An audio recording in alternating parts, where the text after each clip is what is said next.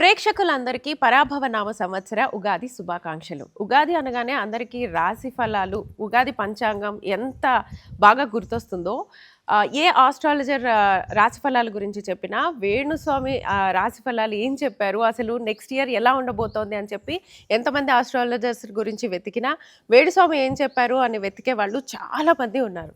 So మీ జీవితంలో జరిగే మంచి కన్నా చెడును ముందుగా మీరు తెలుసుకోండి అని చెప్పిన ఏకైక ఆస్ట్రాలజర్ వేణుస్వామి గారు. సో ఈ పరాభవనామ సంవత్సరం రోజున, ఉగాది రోజున నేను వేణుస్వామి గారితో ఉన్నాను. ఈ పరాభవనామ సంవత్సరం ఎవరికి బాగుంటుంది, ఎవరికి బాగుండదు అనే విషయాలు ఇన్ డీటెయిల్గా తెలుసుకుందాం. నమస్తే స్వామి. నమస్తే తల్లి. ఓం నమో వెంకటేశాయ. వెంకటాద్రి సమం స్థానం బ్రహ్మాండే నాస్తి కించన. వెంకటేశ సమోదేవో నా భూతో నా భవిష్యతి. వీక్షకులందరికీ కూడా శ్రీ పరాభవనామ సంవత్సర ఉగాది శుభాకాంక్షలు. ఈ సంవత్సరం అంతా కూడా గ్రహాల కదలిక ఎలా ఉన్నా మీ అన్ని రాసుల వారికి అనుకూలంగా జరగాలని వెంకటేశ్వర స్వామి వారిని ప్రార్థిస్తూ ఓం నమో వెంకటేశాయ. స్వామి, పరాభవనామ సంవత్సరం అనగానే పరాభవం అంటేనే ఓడిపోవడం. పరాభవము అంటే తెలుగులో అర్థం ఏంటిదమ్మా? ఓడిపోవడం కాదు, కాదు, అవమానముతో కూడిన ఓటమి. అది ఉత్త ఓటమి కాదు. Okay okay. ఓటమి అనేది చాలా సింపుల్గా ఉంటుంది. ఒకరంతో ఓడిపోయిన ఓటమే, 100 రన్లతో ఓడిపోయిన ఓటమే. కానీ పరాభవము అంటే భయంకరమైన ఓటమి లేదా అవమానముతో కూడిన ఓటమి అని అర్థం. ఓకే. సో దీన్ని కూడా పాజిటివ్గా చెప్పేవాళ్ళు ఉన్నారు, బట్ మనం అట్లా చెప్పాము. దీంట్లో కూడా ఏదో అర్థం తీసి దీనికి ఏదో కలిపి, అందుకనే మనకు శాస్త్రం ఏం చెప్పిందంటే ముందు స్త్రీ అనమన్నది. అందుకని ఏ ప్రభవాది షష్ఠీ సంవత్సరాల మధ్య అంటే ప్రభవ నుండి షష్ఠీ సంవత్సరం 60 సంవత్సరాల మధ్యలో వచ్చే ఏ ఉగాదినైనా శ్రీ పరాభవనామ సంవత్సరం అని అన్నారు. అంటే మనం మంచి కోరుకోవాలి, శ్రీ యాడ్ చేసి. నిన్న రాత్రి నేను ఒక బ్రహ్మోత్సవానికి పోతే అక్కడ ఒక పండితుడు వచ్చి చెప్తున్నాడు, పరాభవము అంటే అందరు అనుకుంటున్నట్టు చెడే కాదు మంచి కూడా ఉంది అని చెప్తున్నాడు. అంటే ఆయన ఉద్దేశం ఏంటంటే దాంట్లో కూడా మంచి చెప్పాలి జనాలకు అనే ఉద్దేశం. అంటే కారణం ఏంటంటే చెడు చెప్పడానికి భయపడే వాళ్ళు మంచిని ఎత్తుక్కుంటారు. సో పరాభవము అంటే వెరీ క్లియర్. దీనికి వేరే వాళ్ళు పండితులు చెప్పేటువంటిది మనం వినొద్దు, నేను చెప్పేది కూడా వినొద్దు. గూగుల్ చాట్లో కానీ దాన్ని ఏమంటారు చాట్ జీపీటీ కానీ దాంట్లో ఓపెన్ చేసి చూసుకుంటే తెలుగులో పరాభవము అని కొడితే క్లియర్గా అర్థం వాళ్ళకే వస్తుంది. సో అవమానముతో కూడిన ఓటమి. అండ్ ఇంకొకటి, పరాభవము నామ సంవత్సరం అనగానే ఏ రాశికి బాగుంటుంది, ఏ రాశికి బాగుండదు అని చెప్పే ముందు నిన్న పైలట్ రోహిత్ రెడ్డి ఫామ్ హౌస్లో డ్రగ్స్ పట్టుబడింది. సో ఒక ఎంపీ పాజిటివ్. ఇవాళ డేట్ 15 మార్చ్ మనం చేస్తున్నాం ఇంటర్వ్యూ ఉగాదికి. నిన్న నైట్ 14వ తేదీ రాత్రి 9:30కు pilot Rohit Reddy farm house మీద ఎస్ఓటి వాళ్ళు, ఈగల్ టీం వాళ్ళు దాడి చేసినప్పుడు దాంట్లో ఒక Telugudesam MP, Eluru MP, Telugudesam MP Putta Mahesh Yadav and pilot Rohit Reddy. Yes, అంటే ఈ డ్రగ్స్ పార్టీలోనే ఇప్పటికే, అంటే మనము ఉగాది స్టార్ట్ అవ్వక ముందే కొంతమంది పేర్లు బయటకు వచ్చాయి. ఆ పేర్లలో నుంచే మనం పేర్లను తీసుకొని ఈ రాశి వాళ్ళకి బాగుండదు బాగుంటుంది అని చెప్పి. ఎవరికి పరాభవము? నీ ఉద్దేశం ఏంటంటే పరాభవనామ సంవత్సరము ఎవరికి పరాభవము అని అడుగుతున్నావు. సో ఎవరికి పరాభవము అంటే సింహరాశి వారికి. ఎం అనే లెటరు మీరు ఎవరైనా పంచాంగం చేతిలో పెట్టుకొని నామనక్షత్రాన్ని చెక్ చేసుకోండి.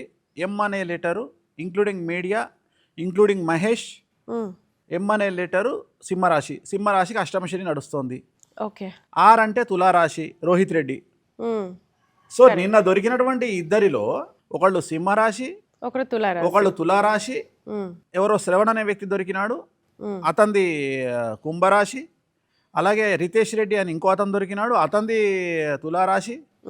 అంటే ఈ సంవత్సరము ఎవరికి పరాభవము అంటే మేషరాశి, సింహరాశి, తులారాశి, ధనుస్సు రాశి, కుంభరాశి, మీనరాశి. సో వీళ్లకు పరాభవము. ఇంకొక ముఖ్యమైన విషయం ఏంటంటే ఎవరికి పరాభవము అంటే ఎక్కడైతే పవర్ ఉంటుందో, ఎక్కడైతే మనీ ఉంటుందో, ఎక్కడైతే పేరు ప్రఖ్యాతులు ఉంటాయో, ఈ ముగ్గురికి పరాభవం ఈ సంవత్సరం. అంటే మీరు అన్నట్లుగా జనాకర్షణ ధనాకర్షణ ఉన్న వాళ్ళందరికీ కూడా అంటే సెలబ్రిటీస్, ఇంక్లూడింగ్ బిచ్చగాళ్ల ప్రెసిడెంట్. అంటే వాడు కూడా సెలబ్రిటీ కదా. ఇప్పుడు బిచ్చగాళ్ల ప్రెసిడెంట్ కూడా సెలబ్రిటీయే. సో ఇక్కడ సెలబ్రిటీస్ అంటే ఇన్ఫ్లుయెన్సర్స్, సోషల్ మీడియా ఇన్ఫ్లుయెన్సర్స్ అవ్వచ్చు, వాడు ఫేస్బుక్ అవ్వచ్చు, యూట్యూబ్ అవ్వచ్చు, ఏదైనా ఇన్ఫ్లుయెన్సర్ వాడు. కంప్లీట్ గా ఎం అంటే మీడియా కాబట్టి మొత్తం అంటే వచ్చేస్తుంది నేను అనేది ఒక మీడియా అంటలేను. ఇప్పుడు ఉదాహరణ, ఇప్పుడు లెటర్స్ తీసుకుంటే, ఇంగ్లీష్ లెటర్స్ తీసుకుంటే ఏ పేరు మీద, ఉమ్, సి పేరు మీద, M, um, S, R, D. Okay. So ఇవన్నీ కూడా నేను చెప్పే పాయింట్లు ఏవైతే ఉన్నాయో ఈ లెటర్స్లో అందరికి వీళ్ళ దగ్గర హోదా, డబ్బు, సెలబ్రిటీ స్టేటస్ ఉంటే వాళ్ళకి సమస్య. కారణం ఏంది అంటే పరాభవ నామ సంవత్సరానికి అధిపతి అంటే రాజు గురువు. గురువు అంటే పిఆర్ని ఇచ్చేవాడు. పిఆర్ అంటే పబ్లిక్ రిలేషన్ కాదు, పబ్లిక్లో విపరీతమైనటువంటి రెస్పాన్స్.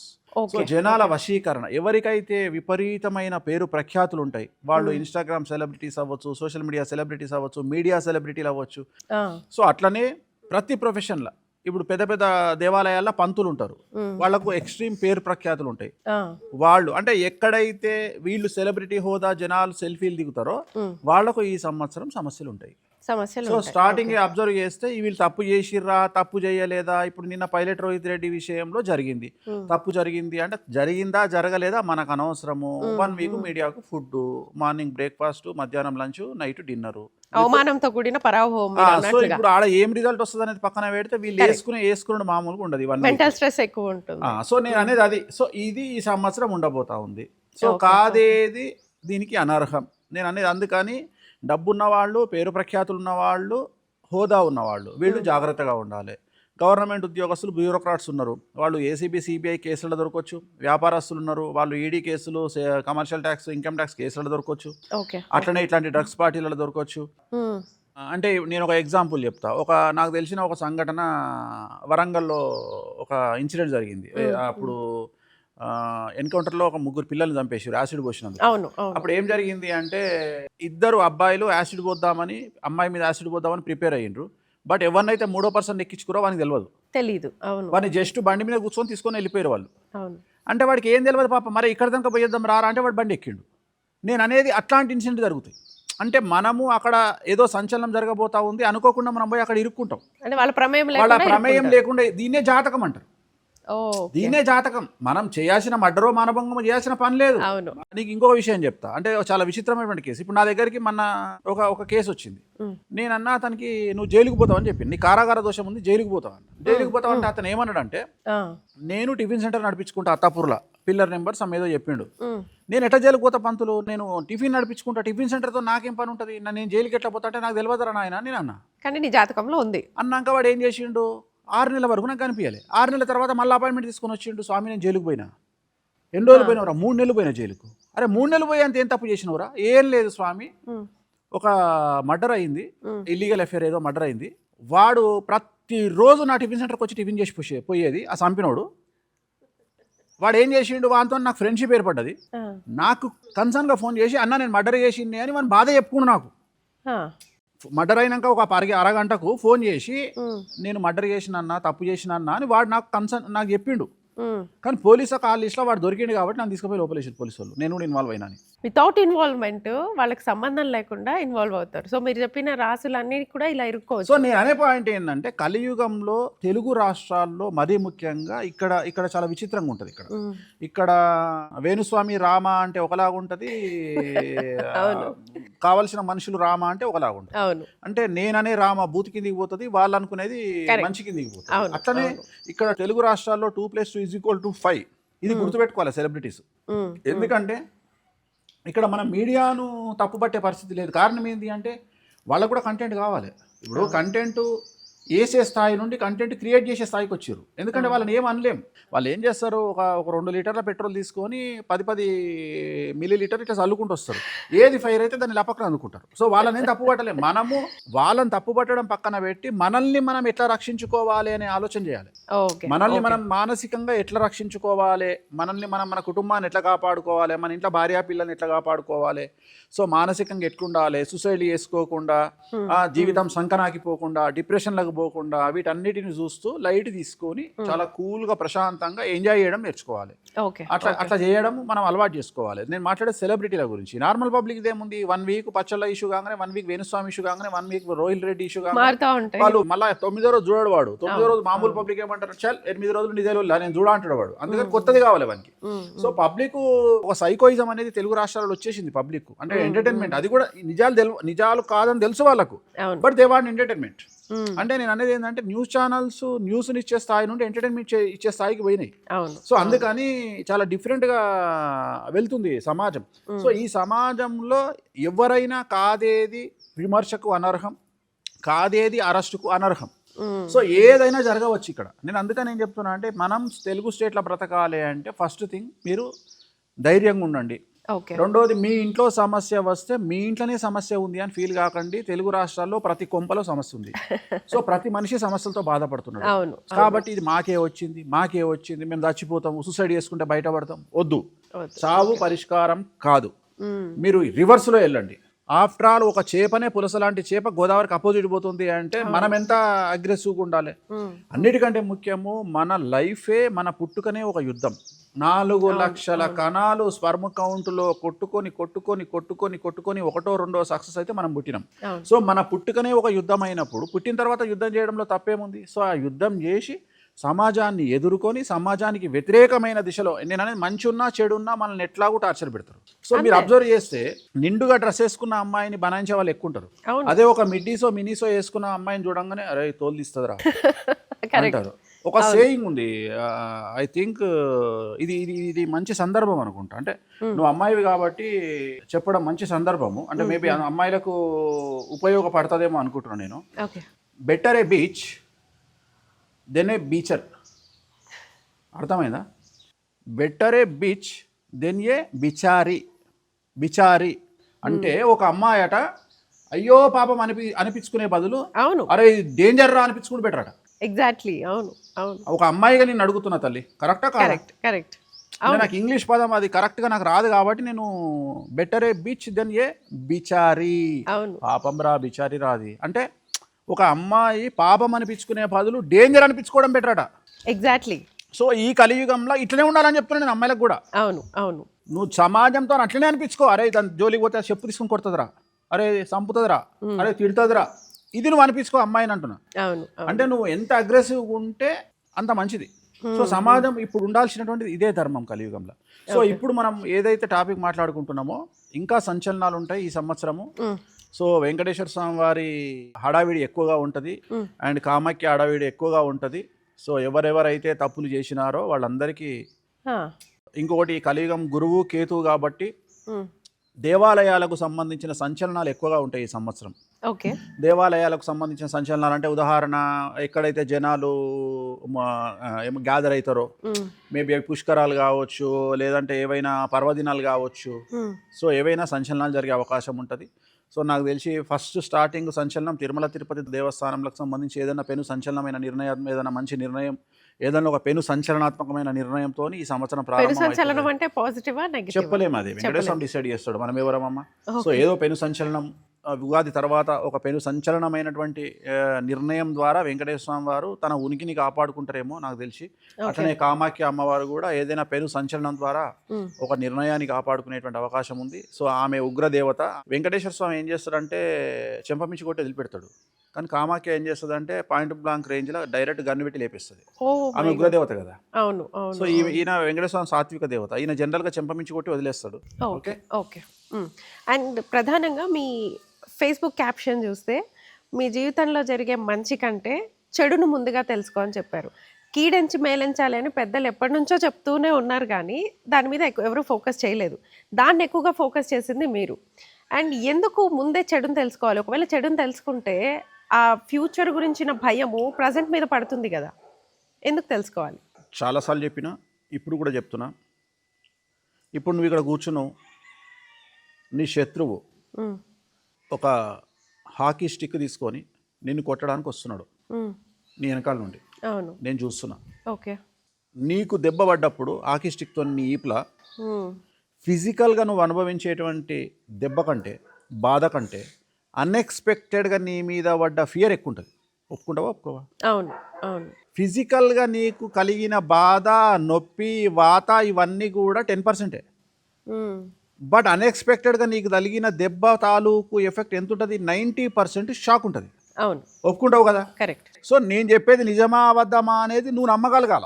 హ్మ్. నువ్వు నమ్మినప్పుడు నన్ను ఏమంటావు? నిజమే గురువు గారు వాడు వస్తుండా, మరి నన్ను ఏం చేయమంటారు అంటే, ఏం లేదమ్మా నీకు నేను మంచి గైడెన్స్ ఇస్తా అంట అని వాడు స్టిక్ను కొట్టే విధానాన్ని బట్టి నీకు మెడ మీద తగులుతుందా, ఈపల తగులుతుందా అని చెప్పి ఏం చేస్తా అంటే, కుర్చీ మీద ఉన్నావు ఒంగు టక్కుమని చెప్తా. ఓకే. నువ్వేం చేస్తావు? వంగుతావు. వంగినప్పుడు దెబ్బ మిస్ అవుతుంది. ఆ లోపు మనం అలర్ట్ అయిపోతాం. అయిపోయింది. ఓకే. నేను అనే పాయింట్ ఏంటంటే, దీంట్లో కొంపలు మునిగేది ఏముంది? ఇలా భయపెట్టడం ఏముంది? వేణుస్వామిని విమర్శించడం కాకపోతే అంతే కదా. అయిపోయింది, ఆన్సర్ వచ్చింది. అంటే ఎక్కడైతే సమస్యలు ఉంటాయో అక్కడ నీకు పర్ఫెక్ట్ ఆన్సర్ ఇవ్వడము, పర్ఫెక్ట్ నిన్ను గైడ్ చేయడము ఒక జ్యోతిష్యుడుగా నా లక్షణము, నా వృత్తి. నేను బ్రతికేదే దానికోసం కదా. అవును. నేను చెప్పాల్సిందే, నీకు డైవోర్స్ అవుతుంది, నీ భర్తతో జాగ్రత్తగా ఉండు, నీకు పీసీఓడి ప్రాబ్లం వస్తుంది, హార్మోనల్ ఇన్బ్యాలెన్స్ వస్తుంది, నీకు థైరాయిడ్ క్యాన్సర్ వస్తుంది, నీకు బ్రెస్ట్ క్యాన్సర్ వస్తుంది, మొగోడైతే నీకు ప్రోస్టేట్ క్యాన్సర్ వస్తుంది, నువ్వు చేసే ఎదవ పనుల వల్ల నీ పెన్లాం నేను చెప్పుతోని కొట్టి పోతుంది. ఇవి కదా నేను చెప్పాల్సింది. బెట్టింగ్ యాప్లకు పోకు, సర్వనాశనం అయిపోతావు, క్రికెట్ బెట్టింగ్లోకి పోతున్నావు, సంకనాకి పోతావు. ఇవి కదా నేను చెప్పాల్సింది. ఓకే. ఒక మనిషిని రక్షించాల్సింది కదా నా వేణుస్వామి అనేటువంటి పని. సొల్లు చెప్పాల్సింది నేనేమి మోటివేషనల్ స్పీకర్ను కాదు. ఓకే, మీరు చెప్పినది ఎగ్జాక్ట్లీ కరెక్ట్. ఎందుకంటే చాలా మంది ఆస్ట్రాలజర్స్ మనం జాతకాలు చూపించినప్పుడు చాలా బాగుంది తీసుకెళ్ళిపోండి, చాలా బాగుంది అని చెప్తారు, బట్ అది జరగదు. కొంతమంది అమ్మాయిల గురించి నేను చెప్తా. ఒక అమ్మాయి నా దగ్గరకు వచ్చి కూర్చుంటుంది నా ముందు. ఏమనుకుంటున్నావు తల్లి, నేను సినిమా హీరోయిన్ అవుతా. సెకండ్ ఆప్షన్ లేదు, ఇక డైరెక్ట్ సినిమా హీరోయినే. నేను జాతకం చూసి, నీ జాతకంలో శుక్రుడు రవి నీచంలో ఉన్నారు, నువ్వు 100% హీరోయిన్ కాదు అని నేను చెప్తాను. అవలేమంటారు. ఎప్పుడైతే నువ్వు హీరోయిన్ అవ్వలేదు అని అంటానో ఆ పిల్లకు నేను ఒక విలన్ లాగా కనిపిస్తాను. నా ఉద్దేశం ఏంటంటే, నువ్వు హీరోయిన్గా అవ్వలేవు అంటే నువ్వు ఆల్టర్నేటివ్ వెతుక్కు అన్న ఉద్దేశం ఇక్కడ. కరెక్ట్. నీకు సినిమా ఇండస్ట్రీ సెట్ కాదు అనగానే నువ్వేం చేయాలి? సినిమా ఇండస్ట్రీ సెట్ కాకపోతే ఇమ్మీడియట్గా యూటర్న్ తీసుకొని ఇంకేటో వెళ్ళిపోవాలి. నువ్వు ఒక సాఫ్ట్వేర్ కంపెనీయో, ఎంటర్ప్రెన్యూరో, వ్యాపారమో, బోటిక్కో ఏదో చేసుకోవాలి. కానీ ఈ అమ్మాయి, నా దగ్గరకు వచ్చిన అమ్మాయి ఏం చేస్తుంది? నువ్వు సినిమా హీరోయిన్ సెట్ కాదు అనగానే వేణుస్వామి వేస్ట్ కాడు అని బయటికి పోయి లంగమాటలన్నీ నా గురించి చెప్తాను. అంటే మీరు ఒకవేళ కాని పని కూడా మీరు పూజలు చేసి చేయిస్తారన్న నమ్మకం. అంటే యోగం లేకపోతే నేను అందుకని ఏమన్నా, నీకు రవి శుక్రుడు బాగలేడని చెప్తున్నా ఇక్కడ. ఓకే. ఇప్పుడు నీ జాతకంలో యోగం ఉండి నువ్వు the way you are approaching, the way you are going to the ఏమన్నప్పుడు నీకు కొన్ని లక్షణాలు ఉండాలా.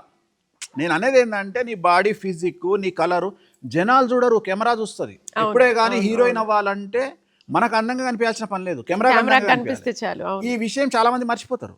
సో చాలా అందంగా ఉన్నటువంటి అమ్మాయి కూడా కెమెరా ముందు బాగా కనిపించదు. సో అసలు భయంకరమైన అమ్మాయి కూడా ఫోటో ముందు, కెమెరా ముందు చాలా అందంగా కనిపిస్తుంది. సో నేనేమంటా అంటే, మన కళ్ళతో చూసే అమ్మాయి హీరోయిన్ కాదు, కెమెరా చూసే అమ్మాయి హీరోయిన్ అవుతుంది. నీ జాతకంలో రవి శుక్రుడు బాగుండాలి, అప్పుడు నువ్వు హీరోయిన్ అవుతావు. సో హీరోయిన్ కావాలంటే నీ కష్టపడే తత్వము 88% భగవంతుడు ఇచ్చిన, 12% నువ్వు పడే కష్టం ఉంటుంది. సో ఇప్పుడు చూస్తున్న హీరోయిన్లు అందరూ వాళ్ళు చేసే జిమ్ కానీ, వాళ్ళ జీరో సైజ్ కానీ, మీరు వాళ్ళు చూసే వర్కౌట్ గురించే చూస్తారు కానీ వాళ్ళు జీవితాన్ని, తిండిని చంపుకునే విధానాన్ని మీరు చూడరు. నేను చూస్తా. సో నేను అనేది ఏంటంటే, ఆ కష్టం చాలా వర్ణనాతీతం. అంటే ఆ డైటింగ్ అనేది వర్ణనాతీతం. అది దాన్ని మీరు పట్టించుకోరు. జాన్ అబ్రహామును నీ ₹1,00,00,000 ఇస్తే నువ్వు 2 గులాబ్ జాములు తింటావని అడుగుతాడు. 2 గులాబ్ జాములు నేను తినా అంటాడు. ఆయన రసగుల్లా తినక 20 సంవత్సరాలు అయిందంట. ఆయన పన్నీర్ బటర్ మసాలా కానీ, చికెన్ బటర్ మసాలా కానీ తినక 20 సంవత్సరాలు అయిందంట. డెడికేషన్ అది. ఎట్లుంటాడు జాన్ అబ్రహాం ఇప్పుడు కూడా? రేఖ ఎట్లా ఉంటుంది? నేను మలైకా అరోరా ఎట్లా ఉంటుంది? నేను అనేది అదొక సిస్టమ్ అమ్మ అది. అంటే నేను ఒక 2000 సినిమాలకు ముహూర్తం పెట్టిన వ్యక్తిగా, ఒక హీరో అంటే ఏంది, హీరోయిన్ అంటే ఏంది, వాళ్ళు ఏ ఫిజిక్లు ఉండాలి, ఎట్లుండాలి నాకు తెలుసు. నేను జాతకాన్ని విశ్లేషించి నీకు ఆ మాట చెప్పగానే ఆ అమ్మాయి కోపం వస్తుంది. ఇక చూడు భగవంతుడు ఏం చేస్తాడు అంటే, గేమింగ్ ఎట్లుంటుంది అంటే, ఈ అమ్మాయి నా దగ్గర నుండి వెళ్ళిపోగానే ఒక తెలుగు సినిమాలో ఒక క్యారెక్టర్ పడుతుంది. వేణుస్వామి లేదన్నారు, ఒక క్యారెక్టర్. అది కూడా ఎట్లాంటి క్యారెక్టర్ అంటే, ఆహాలను ఏదో ఓటీటీలో ఒక ముగ్గురు హీరోయిన్లలో, ఈ అమ్మాయి ముగ్గురు హీరోయిన్లు అన్నారు, ముగ్గురు క్యారెక్టర్లలో ఈ అమ్మాయిది ఒక క్యారెక్టర్ పడంగానే ఈ అమ్మాయి ఏమంటది అంటే, ఆడు దొంగ నా కొడుకు, నేను హీరోయిన్ అయిపోయినా, వేణుస్వామి గారికి జాతకం రాదు, వాడు వేస్ట్ కాడని ఈ అమ్మాయి తనకు సంబంధించిన ఒక 1000 మంది దగ్గర చెప్పేస్తుంది. ఎందుకంటే ఈ అమ్మాయి మత్తులు ఉంటుంది. ఈ అమ్మాయి ఎట్లుంటుంది అంటే ఓటీటీ ప్లాట్ఫామ్లో ఒక వెబ్ సిరీస్ వస్తుంది, నేను హీరోయిన్ అయిపోయినా అని చెప్పి అయిపోతుంది. అయిపోయినాక మనకున్న ఇన్ఫ్లుయెన్స్ ఉపయోగించి సరే ఈ అమ్మాయి వెబ్ సిరీస్ చేస్తుంది కదా అని చెప్పేసి మనము ఫోన్ చేసి సరే నా జాతకం బాగలేదు, నేను చెప్పింది బాగలేదు, నిజమే అమ్మాయికి యోగం ఉందేమో అని మనం అనుకొని తప్పు కావచ్చు కదా, సంచలనం. ఇప్పుడు నా తప్పు అయితే మీరు సంతోషం. కూడా అలా అనుకున్నారా? కొన్ని ఏమన్నా మీరు చెప్పిన ప్రిడిక్షన్ నేను ప్రతి ప్రిడిక్షన్ తప్పు కావాలని కోరుకుంటా. ఎందుకంటే నాకు ప్రిడిక్షన్ నిజం అవ్వడం నాకు వద్దు, అవతలోడు సేఫ్ అవ్వడం కావాలా. సేఫ్ అవ్వాలి, సేఫ్ అవ్వడం ముఖ్యం. కానీ ఇప్పుడు భార్య భర్తలు విడిపోమనగానే విడిపోతే నాకు సంతోషం కాదు, విడిపోకుండా వేణుస్వామిని తిడితే సంతోషం. ఎందుకంటే వాళ్ళు బతికున్నారు, కలిసి ఉన్నారు అనేది ఉద్దేశం నాకు. అట్లనే నువ్వు చచ్చిపోతావు అంటే ఆడు ఇంకా 10 కాలాల పాటు బ్రతకాల. కానీ జనాలకు అది అర్థం కాదు. ఎందుకంటే నా వృత్తి ఒక పురోహితుడు. అంటే నేను బ్రాహ్మణ పుట్టుక పుట్టినప్పుడు బ్రాహ్మణుడి లక్షణం ఏంటి అంటే పురహితాన్ని కోరుకోవాలి. వాడు ఎవడైనా సరే, శత్రువునైనా సరే మంచి కోరుకునేది నా ధర్మం, నా బ్లడ్. సో నేను అదే చేయాలి. సో నేనేం చేస్తా, అమ్మాయి ఒక ఓటీటీలో పనిచేస్తుంది కదా అని ఎవరో నాకు ఇంటర్నేషనల్ ఆస్ట్రేలియాను అమెరికా నుండి ఎవరో ఫోన్ చేసి, గురుగారు ఎవరైనా మనకు తెలిసిన అమ్మాయిలు ఉన్నారా అనగానే ఈ అమ్మాయికి ఫోన్ చేసి, అమ్మ ఇట్లా ఎవరో మనకు తెలిసిన వాళ్ళు ఓటీటీ ఏదో వెబ్ సిరీస్ తీస్తున్నారు అంటే ఆల్రెడీ మేము వెబ్ సిరీస్ చేసింది కదా. సో మనం అడిగితే లేదండి నేను చేయట్లేదు ఇప్పుడు. అంతే. ఎందుకమ్మా అంటే లేదండి నేను నెక్స్ట్ త్రివిక్రమ్ సినిమాలో హీరోయిన్గా చేయబోతున్నా మహేష్ బాబు పక్కన. లేకపోతే అల్లు అర్జున్ పక్కన సినిమా బుక్ అయిందండి, నాకు బుక్ అవుతుంది, నేను ట్రై చేస్తున్నాను, నేను చిన్న సినిమాలు చేయట్లేదు. ఎందుకంటే ఎప్పుడైతే ఈ అమ్మాయికి ఎర వేస్తాడు, చేపను పట్టాలంటే ఎర, ఆ ఎరకు చేప ముందుకు వస్తుంది. అట్లనే ఈ అమ్మాయి జీవితాన్ని నాశనం చేయాలి అంటే ఈ ఓటీటీలో పడ్డ క్యారెక్టర్ అనేది ఆ అమ్మాయి జీవితాన్ని నాశనం చేయడానికి వచ్చినటువంటి ఒక ఎర. ఇది కూడా గ్రహాలకి సంబంధించే వస్తుంది. ఎస్, నిన్ను సైడ్ ట్రాక్ తప్పియడానికి భగవంతుడు ఆడినటువంటి గేమ్లో భాగంగా నిన్ను సినిమా ఇండస్ట్రీ వైపు తీసుకెళ్ళి అక్కడ నిన్ను లాక్ చేసిండు. నువ్వేం చేస్తావు, నిన్ను తీసుకుపోయి డైరెక్ట్గా తీసుకుపోయి 0 నుండి 20లో పెట్టిండు. 20లో పెట్టంగానే నువ్వేమనుకుంటావు అంటే డైరెక్ట్ నీ నెక్స్ట్ టార్గెట్ 200. ఇక నువ్వేం చేస్తావు, నెక్స్ట్ సినిమా రాజమౌళి. నువ్వు నమ్మవమ్మ, వాళ్ళు మాట్లాడుతుంటే షాక్ అనిపిస్తుంది. ఇంకా అంతే. ఇక వేణుస్వామి లాంటోడు బాగలేదన్నాక కూడా నా జాతకంలో ఒక అవకాశం వచ్చింది అంటే ఖచ్చితంగా నేను ఎక్కడో ఉంటా ఇంకా. కానీ అరే ఇది ఏదో జరగబోతుంది నా లైఫ్లో నెగిటివ్ అని అమ్మాయి ఆలోచించదు. సో అప్పుడు ఏం చేస్తుంది అమ్మాయి, ఈ సినిమా చేసి నెక్స్ట్ సినిమా సొంతగానే బంద్ అవుతుంది. ఇది చాలా మంది విషయంలో జరిగింది. ఇది ఇప్పుడు ప్రొడ్యూసర్ ఆస్పెక్ట్స్లో నేను ఆలోచించే విధానం ఏంటంటే నీకు రూపాయి ఇవ్వకుండా నిన్ను సినిమాకు వాడుకున్నాడు. నా ఉద్దేశం ప్రకారం కొన్ని సినిమాలు ఎట్లుంటాయి అంటే ఎవరిని పెట్టినా హిట్ అయ్యే సినిమాలు ఉంటాయి. అవును. సో నేను అనేది ఏంటంటే అట్లాంటి సినిమాలు పడ్డప్పుడు అందులో ఏ అమ్మాయి వచ్చినా ఏ అమ్మాయి యాక్టింగ్ చేసినా సినిమా హిట్ అవుతుంది. కానీ నెక్స్ట్ సినిమా నీకు దొరకాలి కదా, నెక్స్ట్ వెబ్ సిరీస్ నీకు దొరకాలి కదా. నేను అనేది నువ్వేం చేస్తున్నావు. సో అక్కడ నేను చెప్పిన జాతకము ఆ 10 సంవత్సరాల తర్వాత అప్పుడు ఆ అమ్మాయి రియలైజ్ అవుతుంది. ఎందుకు, అప్పటికి ఏజ్ అయిపోతుంది, గేజ్ అయిపోతుంది, అన్నీ అయిపోయిన తర్వాత వేణుస్వామి చెప్పింది మనం వినాల్సింది. అంటే నేనేమంటా అంటే మగవాడికి ఆడవాళ్లకు ఉన్న తేడా ఒకటి ఉంది. మగవాడు ఏజ్తో సంబంధం లేకుండా డబ్బు సంపాదిస్తే చాలు. ఒక అమ్మాయి ఒక అబ్బాయిని అమెరికాలో నీ ఏజ్ ఎంత అని అడుగుతుంది. నా ఏజ్ 10 మిలియన్ అంటాడు. 10 మిలియన్ బ్యాంక్ బ్యాలెన్స్ అంటాడు. అది మగవాడి ఏజ్. ఒక మగవాడిని ఇప్పుడు తెలుగు రాష్ట్రాలలో మగవాడు ఉన్నాడు, నువ్వు నీ ఏజ్ ఎంత అంటే 15 కోట్ల బ్యాంకు బ్యాలెన్సు, ఒక 3 బెడ్రూమ్ విల్లా, ఒక BMW కారు, నా age. Oh that is a good age. Okay. మగవాడికి ఏజ్తో సంబంధం లేదు. 60 ఏళ్ళ ముసలోడైనా ఈ ఆన్సర్ చెప్పొచ్చు అమ్మాయికి, 20 ఏళ్ళ అమ్మాయికి. కానీ అమ్మాయి చెప్పలేదు. అవును. అమ్మాయికి ఏం కావాలి, అందం, ఫిజిక్. అమ్మాయికి అవే పెట్టుబడి. నేను అనేది ఏంటంటే నువ్వు తీసుకునే నిర్ణయము సరి అయిన సమయంలో అమ్మాయి తీసుకోవాలి. ఎందుకంటే అమ్మాయికి డే బై డే ప్రకృతి పరంగా ఉన్నటువంటి ధర్మాల కారణంగా కావచ్చు, లేదా ఈ దరిద్రపు కొట్టు సమాజం వల్ల కావచ్చు, లేకపోతే కాంపిటీషన్ వ్యవస్థ వల్ల కావచ్చు, అమ్మాయి తీసుకునేటువంటి కాంపిటీషన్ స్పిరిట్ తోని తన ఆరోగ్యాన్ని కోల్పోయే అవకాశం ప్రస్తుత దేశకాలమాన పరిస్థితులలో ఉన్నది. ఎందుకంటే పక్కోడు క్రెటా కారు కొంటే ఈ అమ్మాయి బెంజో BMW కొనాలనుకుంటది కాబట్టి స్ట్రెస్ తీసుకుంటది. రెండోది, భార్యలకు సహకరించే భర్తలు సమాజంలో చాలా తక్కువ. చాలా మందికి తెలియదు. రెండవది, ఎక్కడైతే డబ్బు ఉంటుందో అక్కడ ఈగో ఉంటుంది, జెలస్ ఉంటుంది. పెళ్ళైనటువంటి అమ్మాయిలు నా దగ్గరకు వచ్చి నాకు మా ఆయనకు పడతలేదు అంటే నేను ఒకటే మాట చెప్తా, 1% అనే ఛాన్స్ ఉందని అడుగుతా కలవడానికి. అంటే ఛాన్సే లేదు, టేక్ ఎ డిసిషన్. బట్ చాలా మంది చెప్పరు కదా స్వామి, మీరు ఎందుకు చెప్పారు అంటే కలిసి ఉండండి అని చెప్తారు. ఎందుకు కలిసి ఉండాలి అంటే ఈ జనరేషన్లో నాకు తెలుసు ఆ ప్రాబ్లం ఏందో. జూబ్లీహిల్స్, బంజారా హిల్స్ లాంటి ఇళ్లలో కొన్ని వందల కోట్ల రూపాయలున్న ప్రాపర్టీస్లో ఇళ్లలో యజమానులు ఎట్లుంటారంటే ఒకటే ఇంట్లో ఉంటారు, డివోర్స్ తీసుకుంటారు. అవును అంటే ఇప్పుడు అమెరికాలో నాకు తెలిసినటువంటి ఒక ఒక ఒక 5,000 జంటలు ఇవాళ నాకు తెలుసు సైలెంట్ డివోర్స్ అంటారు. సైలెంట్ డివోర్స్ అంటారు. ఇప్పుడు ఇవన్నీ మామూలు జనాలకు చెప్తే అర్థం కాదు. నాకు తెలుసు, నేను మాట్లాడుతుంటా వాళ్ళతో. అంటే మీరు చెప్పే ప్రతిదీ ప్రాక్టికల్ గా చెప్తున్నారు కదా, ప్రాక్టికల్ గానే ఉంటుంది. అన్ని ప్రాక్టికల్ గానే నేను అనేది ఏంటంటే ఇప్పుడు అమెరికాలో భార్య పిల్లలు తీసుకొని ఉంటుంది, ఒకటే ఇంటి ఉంటుంది. అవును భర్త ఒకటే ఇంట్లో ఉంటాడు. అవును వాళ్ళు ఫ్రెండ్స్ లాగా మాట్లాడుకుంటారు. అవును పిల్లలు కలుస్తూ ఉంటారు. వాళ్ళని ఎవరు కలుపుతుంది తెలుసా? మనీ కలుపుతుంది.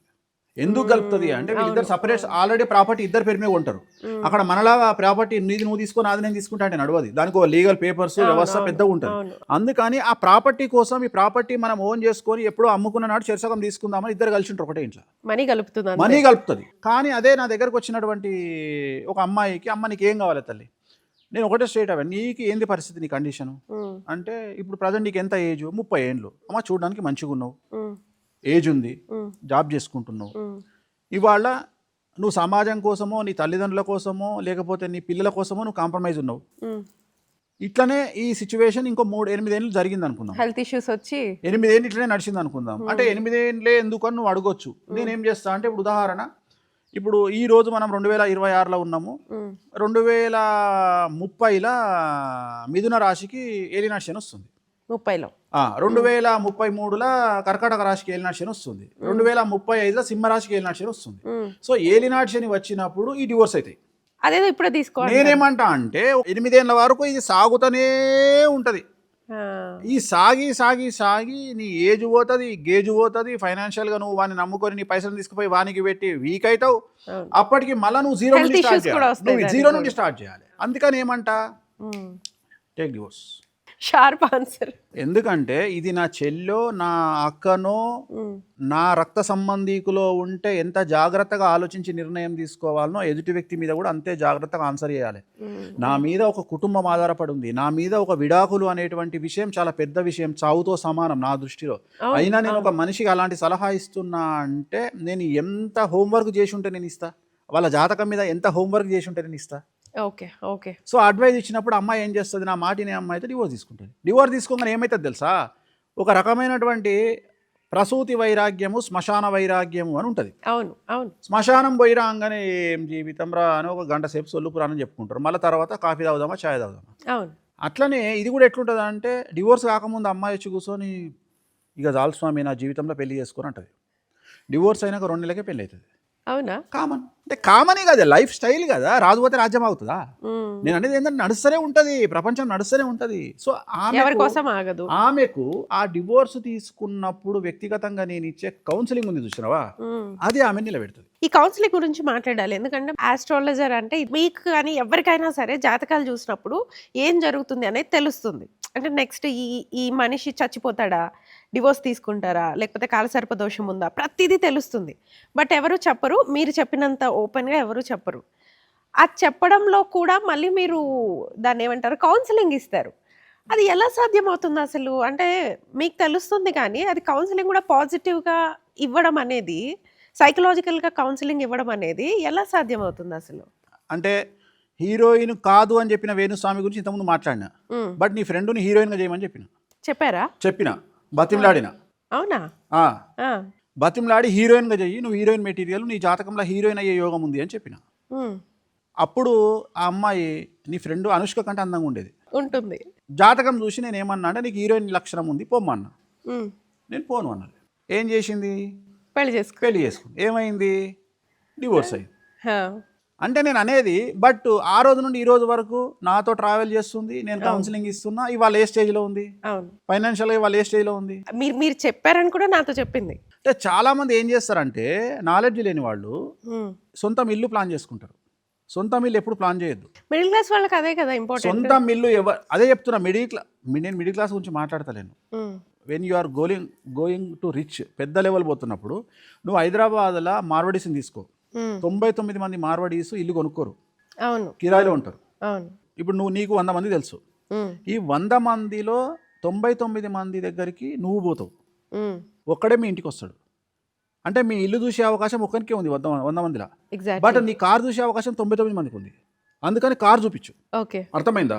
ఇప్పుడు మీ ఇంటికి సత్యనావతానికి ఒక పంతులు వచ్చిండు, సైకిల్ మీద వచ్చిండు, బండి మీద వచ్చిండు, కార్లు వచ్చిండు. సైకిల్ మీద వచ్చినోనికి సత్యనావతానికి 1000 రూపాయలు ఇస్తావు, బండి మీద వచ్చినోనికి 2000 ఇస్తావు, ఉసుకున్న వాడు ఇన్నోవాలో వచ్చాడు అనుకో, సచ్చుకుంటూ నీ దగ్గర ఉన్నా లేకున్నా 3000 ఇస్తావు. ఎందుకు? పంతులకు కాదు వాల్యూ కారుకు. అవునా? It's all about maintenance. నేను అందుకని నువ్వు ఫస్ట్ కారు కొనమని చెప్తా. సో నేను ఇచ్చే కౌన్సిలింగ్ ఆ లెవెల్ ఉంటుంది. ఇంత నెగిటివ్ చెప్పే వేణుస్వామి పాజిటివ్ చెప్తే ఎట్లుంటుంది? అంటే ప్రతి ఒక్కరూ లైఫ్లో ఒక ఏజ్ ఏ ఏజ్లో జరగాల్సిన ముచ్చట ఆ ఏజ్లో జరగాలంటారు కదా. ఆ ఏజ్లో జరగకపోతే సమాజం చూసే చూపులు ఎలా ఉంటాయో మీకు తెలియంది కాదు. మరి దానికి ఆపోజిట్గా వెళ్ళమంటున్నారు కదా. సమాజం గురించి పట్టించుకోవద్దనే కదా మనం మొదటి నుండి చెప్పేది. మనం చెప్పేది రెండే చెప్తాము. వేణుస్వామి చెప్పేవి రెండే చెప్తాడు. మనీ అండ్ షీకి ఇంపార్టెన్స్ కలియుగంలో. మనీ అంటే డబ్బు, షీ అంటే అమ్మాయి. రెండోది ప్రాణం పోయినా సమాజాన్ని పట్టించుకోకు. మీ దారి మీదే. సమాజాన్ని పట్టించుకోకు, అసలు సమాజాన్ని పట్టించుకోకు. ఇంకొకటి మంచి చెయ్యకు, అప్పులు ప్రాణం పోయినా ఇయ్యకు, చిట్టీలు వెయ్యకు. ఇది నేను చెప్పే సూత్రం. అప్పిచ్చి శత్రువు అప్పు ఇయ్యంగానే వాడు ఏం చేస్తాడు? శత్రువు ఉత్తగాడు. శత్రువు అయితే పీడబోతా, శత్రువు గాడు. వాడు ఏం చేస్తాడంటే, ఇప్పుడు ఉదాహరణ నువ్వు 40 లక్షల వరకు ఇచ్చినావు, 40 లక్షలు తీసుకునేటప్పుడు వాడి దృష్టిలో నువ్వు ఒక బక్రా. అంతేనా? నీ దృష్టిలో వాడు ఒక ఇన్కమ్ సోర్స్. నువ్వేమనుకుంటావు అంటే 40 లక్షల లిక్విడ్ క్యాష్ నీ దగ్గర ఉంది, 3% ఇంట్రెస్ట్కి ఇచ్చిన 4 ముళ్ళ 12 నెలకు 1,20,000 వస్తాయని నువ్వు అనుకుంటావు. నా ఇంట్లో మెయింటెనెన్స్ వెళ్ళిపోతాను నువ్వు అనుకుంటావు. తీసుకొని ఏం చేస్తాడు? నువ్వు ఫోన్ చేసి 2 నెలలు ఇంట్రెస్ట్ రాకపోతే, అన్న ఏమైందా, ఇంట్రెస్ట్ ఇస్తలేవు అని నువ్వు అడుగుతావు. మనమే అడగాలి కదా, ఇంకా వాళ్ళ వెనకాల మనం పడాలి. వాడు ఏం చేస్తాడు? ఇక ఈ అమ్మాయి మంచిది కాదు అని 10 మందికి నీ సంపాదన గురించి, నీ క్యారెక్టర్ గురించి చెడ్డగా ప్రచారం చేస్తాడు. ఆడదైతే మీరు చెప్పే ప్రతిదీ చాణక్య నీతి చెప్పినట్టే ఉంది. మొగోడైతేనేమో ఆడు దొంగనా కొడుకు, స్మగ్లింగ్ చేస్తాడు, మర్డర్లు చేస్తాడు, లేకపోతే దొంగతనంగా సంపాదిస్తాడు అంటాడు. అంటే నువ్వు కలియుగంలో కామ, క్రోధ, లోభ, మద, మాత్సర్యాలను కంట్రోల్ చేసుకోవడం ఎంత ముఖ్యమో, లిక్విడ్ క్యాష్ను హ్యాండిల్ చేయడం కూడా అంతే ముఖ్యము. 10 లక్షల రూపాయలు దగ్గరుండగానే ఇమ్మీడియట్గా గులగులగా పెడతానే ఉంటుంది, గుట్టగలిగరాకు రాసినట్టు. ఈ 10 లక్షలు తీసుకుపోయి అయితే ఇన్వెస్ట్మెంట్ చేయాలి, లేకుంటే ఎవరికైనా ఇంట్రెస్ట్కి ఇవ్వాలి. నేనేమంటా అంటే, 10 లక్షలు నీకు కావనుకొని సావురా, తీసుకుపోయి బ్యాంకులో పెట్టుకో, లేకుంటే ఇంట్లో ఏదైనా లాకర్లో పెట్టుకో. అసలు 10 లక్షలు నీకు కావనుకో, వదిలిపెట్టు. ఎప్పుడైనా నీకు ఆపదలు ఆదుకుంటే అవి పడి ఉంటుంది. ఇంట్రెస్ట్ లేకపోతే ఏమవుతుంది? నేను అనే పాయింట్ అది. ఊరికే పడి ఉండడం ఎందుకు, వడ్డీకి ఆ ఊరికే పడి ఉండవు, ఎగిరిపోతాయి. నేను అనేది ఏంటంటే ఎగిరిపోతాయి. ఈ ఆలోచన వచ్చిందంటే వాడికి ఎగిరిపోయే లక్షణాలు కాళ్ళు వచ్చినట్టే. అంతే. ఇంకోటి ఏంది, ఇప్పుడు లేటెస్ట్గా టెక్నాలజీ ఏంది, లేటెస్ట్ తెలివేంది తెలుసా? నువ్వు 50 లక్షల రూపాయలు అడిగితే వాడు ఏమంటుడు కొత్తగా అంటే, ఇన్కమ్ ట్యాక్స్ కంప్లైంట్ ఇస్తా, వీడియో బెదిరిస్తాడు. నేను కోర్టుకు పోతా అంటే, పో ఇన్కమ్ ట్యాక్స్ కంప్లైంట్ ఇస్తా. 50 లక్షలు ఎక్కడి అని నువ్వు చెప్పాలి కోర్టుకు ఫస్ట్. బ్లాక్ మనీ కాబట్టి ఇతను మాట్లాడలేడు. ఇప్పుడు అర్థమైందా? గిన్ని పెంటలు అవసరమా వద్దని చెప్తున్నా. ఓకే. నేను అనేది మానసికంగా కొట్టినా, కడుపు మీద కొట్టినా కర్మ రిటర్న్స్. నువ్వు ఎక్కడైనా కొట్టు, నువ్వు ఈపులో కొట్టు, చెంపమించి కొట్టు, వీళ్ళు డబ్బులు కొట్టేసి సంతోషపడతారేమో అని సర్వనాశనం అయిపోతారు. మీరు చెప్తున్న కర్మ సిద్ధాంతము కొన్ని విషయాల్లో పనిచేస్తుంది, కొన్ని విషయాల్లో పనిచేయదు. అన్ని విషయాలలో పనిచేస్తుంది. నీకు ఓపిక ఉండాలి. అంతేనా? నీకు ఓపిక ఉండాలి. నువ్వు చూసే విధానం వేరు, నేను చూసే విధానం వేరు. నన్ను ఎవడో టార్చర్ పెట్టిండు, మన ఇద్దరం కూర్చొని మాట్లాడుతున్నాం. ఏమమ్మా మీరే నా దగ్గరకు వచ్చిన, నువ్వు నా దగ్గరకు వచ్చి, గురువుగారు వాడు మిమ్మల్ని టార్చర్ పెట్టిండు, వాడేం అట్లేందండి 50వ ఫ్లోర్ నుంచి అట్లా లిఫ్ట్లో పోతున్నాడు అని నువ్వు అన్నావు. ఎగ్జాక్ట్లీ, అవును. నువ్వు అన్నావు నా దగ్గరకు వచ్చి. నేనేమంటా తెలుసా, నీకు 50వ ఫ్లోర్లో లిఫ్ట్లో పోతున్నటువంటి నా శత్రువు కనిపిస్తుండమ్మా, కానీ 100వ ఫ్లోర్ నుంచి పడబోతున్న శత్రువు నాకు కనిపిస్తుండు అని చెప్తా. టైం ఉంటుంది కదా, 50వ ఫ్లోర్లోకి ఎదుగుతున్నాడు కదా. కాదు, ఇక్కడ దేవుడి కోపము మన కోపం తేడా ఉంటుంది. ఓకే. ఇప్పుడు కర్మకు ఒక కోపం ఉంది కదా, నీకో కోపం ఉంది, నాకో కోపం ఉంది కదా. నీకు నాకు ఏముంటది అంటే, ఎంబడి చచ్చిపోవాలి మన వ్యూ వేరే ఉంటది. కర్మ సిద్ధాంతం, కర్మ టైమింగ్, దేవుడి టైమింగ్ వేరే ఉంటది. దేవుడు దెబ్బ కొట్టాలి అంటే వాడి గ్రహాలలో కేతువు కానీ, శుక్రుడు కేతువు కానీ, శుక్రుడు శని కానీ, శుక్రుడు రాహువు కానీ రావాలి దశాచిత్రంలో. దాన్ని అంతర్దశలు, ప్రవ్యాంతర్దశలు అంటారు. అంటే బంగారాన్ని ఎక్కడ దెబ్బ కొట్టాలనో ఎలాగైతే తెలుస్తుందో, పామును ఒకవేళ జనరల్గా పామును చంపాలి అంటే చంపేటోనికి ఒక స్టైల్ ఉంటుంది. డైరెక్ట్ తీసుకుపోయి కట్టెను తలకాయ మీద పెడతాడు, ఎందుకంటే అది కొట్టింది అంటే వంశనాశనం, అందుకని చంపే విధానం ఉంటుంది. అట్లనే వాణ్ణి భగవంతుడు కొట్టే విధానం ఎట్లుంటుంది అంటే, ఎప్పుడే కానీ గుర్తుపెట్టుకో, మామిడి పూత ఉన్నప్పుడే చెట్టు నాశనం అయితే ఎవడు బాధపడు. కానీ మామిడి చెట్టు కాతగాసి పండ్లు చేతికొచ్చే సమయంలో కనుక చెట్టు నాశనం అయితే దాని ఎఫెక్ట్ చాలా భయంకరంగా ఉంటుంది. అవును. అట్లనే పుట్టినప్పుడే కొడుకో బిడ్డనో పురుడునే చచ్చిపోయారు అనుకో 3 రోజులకు ఏడుపు అది వేరే ఉంటుంది, పోతే పోయి అన్నట్టు ఉంటుంది. కానీ 10 సంవత్సరాల తర్వాత పుట్టినటువంటి వాళ్ళు చచ్చిపోతే ఆ బాధ వర్ణనాతీతం. అదే 20 ఏళ్ళకు చచ్చిపోతే వర్ణనాతీతం, అదే 30 ఏళ్ళకు చచ్చిపోతే వర్ణనాతీతం. సో అట్లా వాళ్ళ ఏజ్ను బట్టి భగవంతుడు వాళ్ళకి ఇవ్వాల్సిన శిక్షను బేస్ చేసుకొని ఉంటాడు. అట్లనే ఇంకా ఘోరంగా ఉంచి చంపాలి అనుకుంటే పిల్లలకు ఆటిజంతో పుట్టిస్తాడు. ఆటిజంతో పుట్టిన తల్లిదండ్రులు ప్రతిరోజు నరకమాన్ని అనుభవిస్తారు. సో ఇట్లనే భగవంతుడు కొట్టే దెబ్బ కోసం వెయిట్ చేయి. నువ్వు తొందరపడి గంట సేపట దావాలి, 20 నిమిషాలు దావాలి, చాలా కోరిక ఉంటుంది శత్రువుల మీద జనాలకు. రెండోది చెప్తున్నా, వేరే ఏ శత్రువులకు ఏం కాదు, ఓన్లీ ఎవడైతే పుట్ట మీద కొడతాడో, ఎవడైతే మానసికంగా కొడతాడో వాడే అనుభవిస్తాడు, ఈ అనుభవించడు. సో మీ లైఫ్ స్టైల్ ఇందులో మేము చూసాం కదా, సో ఇందులో మీరు మామూలుగా ప్రాక్టికల్గా చెప్తారు కదా, ఇది జరుగుతుంది అది జరుగుతుందని. ఇందులో మాకు నరదిష్ట ఎక్కువగా ఉంది, మాకు ఏం చేసినా కలిసి రావట్లేదు అంటే ఒక్కొక్కరికి గ్రహాలు ఒక్కొక్కసారి బాగుంటాయి బాగోవు, కానీ మాకు ఎప్పుడు బాగుండదు ఎందుకు అని అడుగుతూ ఉంటారు కదా, వాళ్ళకి ఏం చెప్తారు? ఎందుకు బాగుండదు అంటే కొన్ని జాతకాలల్లో వంశదోషం అని ఉంటుంది. సో మగవాళ్ళ జాతకంలో శుక్రుడు రాహువు కలిసి ఉండడము, శుక్రుడు వ్యయంలో ఉండడము, శుక్రుడు 6వ ఇంట్లో ఉండడము, సో గురువు వ్యయంలో ఉండడము, గురువు 6వ ఇంట్లో ఉండడము, ఇవి ఉన్నప్పుడు ఏమవుతుందంటే వాళ్ళ జీవితంలో ఎప్పుడు కష్టాలే ఉంటాయి. అవును. అంటే చాలామంది మేము కష్టాలు అనుభవిస్తున్నాం, జీవితాంతము కష్టాలు అనుభవిస్తున్నాము. సో ఇక్కడ వాళ్ళు వాటికి రెమెడీ చేసుకుంటే, ఇది వంశదోషం ఎందుకు వస్తుంది అంటే, ఒక ఇంట్లో అంటే వాళ్ళ ఇంట్లో వాళ్ళ పూర్వీకుల ఇంట్లో పాము చనిపోయినా, పిల్లి చనిపోయినా, కోతి చనిపోయినా, కోతి కూడా రెగ్యులర్గా గబ్బిలాల్లో వస్తున్నా ఇంట్లోకి, కాకు ఇంట్లోకి వచ్చిన, ఇవి జరగడం వల్ల వాళ్లకు ఈ సమస్యలు వస్తాయి. లేదా వాళ్ళ ఇంట్లో ఎవరైనా సూసైడ్ చేసుకోవడం వల్ల, అంటే ఉదాహరణ మేనత్త మేనమామ పిల్లలు, చిన్నాన్న పిల్లలు, చిన్నమ్మ పిల్లలు, అట్లా భార్యాభర్త తరపున ఎవరైనా సరే ఒకళ్ళు చనిపోవడం వల్ల ఈ దోషం అనేది వాళ్ళ ఇంటికి వస్తుంది. మగవాళ్ళకు వచ్చేదాన్ని మనము శుక్రదోషం అంటాం, దాన్నే వంశదోషం అంటారు. ఆడవాళ్ళకు వచ్చే దోషాన్ని నాగదోషం అంటారు. ఓకే. సో నాగదోషం అనేది ఆడవాళ్ళకు వస్తుంది, మగవాళ్ళకు శుక్రదోషం ఉంటుంది. ఇది వచ్చినప్పుడు ఏమవుతుంది అంటే, జనరల్గా ఆడవాళ్ళు అయితేనేమో 4-5 అబార్షన్లు అయ్యి గర్భం నిలబడకపోవడము, ప్లస్ భార్యాభర్తలు ఎన్ని పెళ్లి చేసుకున్నా కలిసి ఉండకపోవడము, డివోర్స్ అవ్వడము, ప్లస్ ఎంత సంపాదించినా భర్త అనేవాడు వచ్చి ఆ డబ్బులన్నీ కొట్టుకపోవడము, లేకుంటే ప్రేమ పేరు మీద వేరేవాడు ఎవడో కొట్టుకపోవడము. అట్లనే మగవాళ్ళు అయితే వాళ్ళు ఎంత సంపాదించినా కానీ రోగాల పేరు మీద, తల్లిదండ్రుల పేరు మీద, లేకపోతే ఏదో క్రానిక్ డిసీజ్, కిడ్నీ ఫెయిల్యూర్, వాటి మీద డబ్బులు ఖర్చు పెడుతూ జీవితాన్ని నాశనం చేసుకోవడము.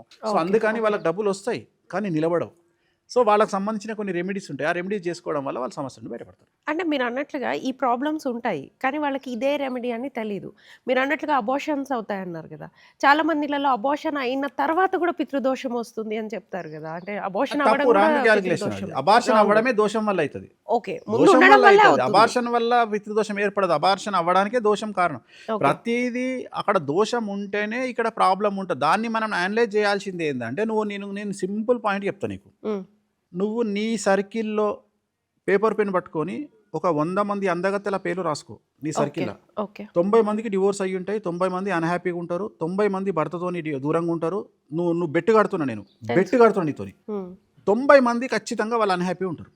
మళ్ళీ నేను చెప్తున్నా, ఇదే 100 మంది బిలో యావరేజ్ ఉన్న అమ్మాయిలను తీసుకో, భార్యాభర్తలు కలిసి రచ్చ చేస్తుంటారు, బాగుంటారు, అన్యోన్య దాంపత్యం సూపర్ ఉంటారు వాళ్ళు. ఎందుకు అట్లా? సో ఇంద్రుడు ఇచ్చిన శాపం.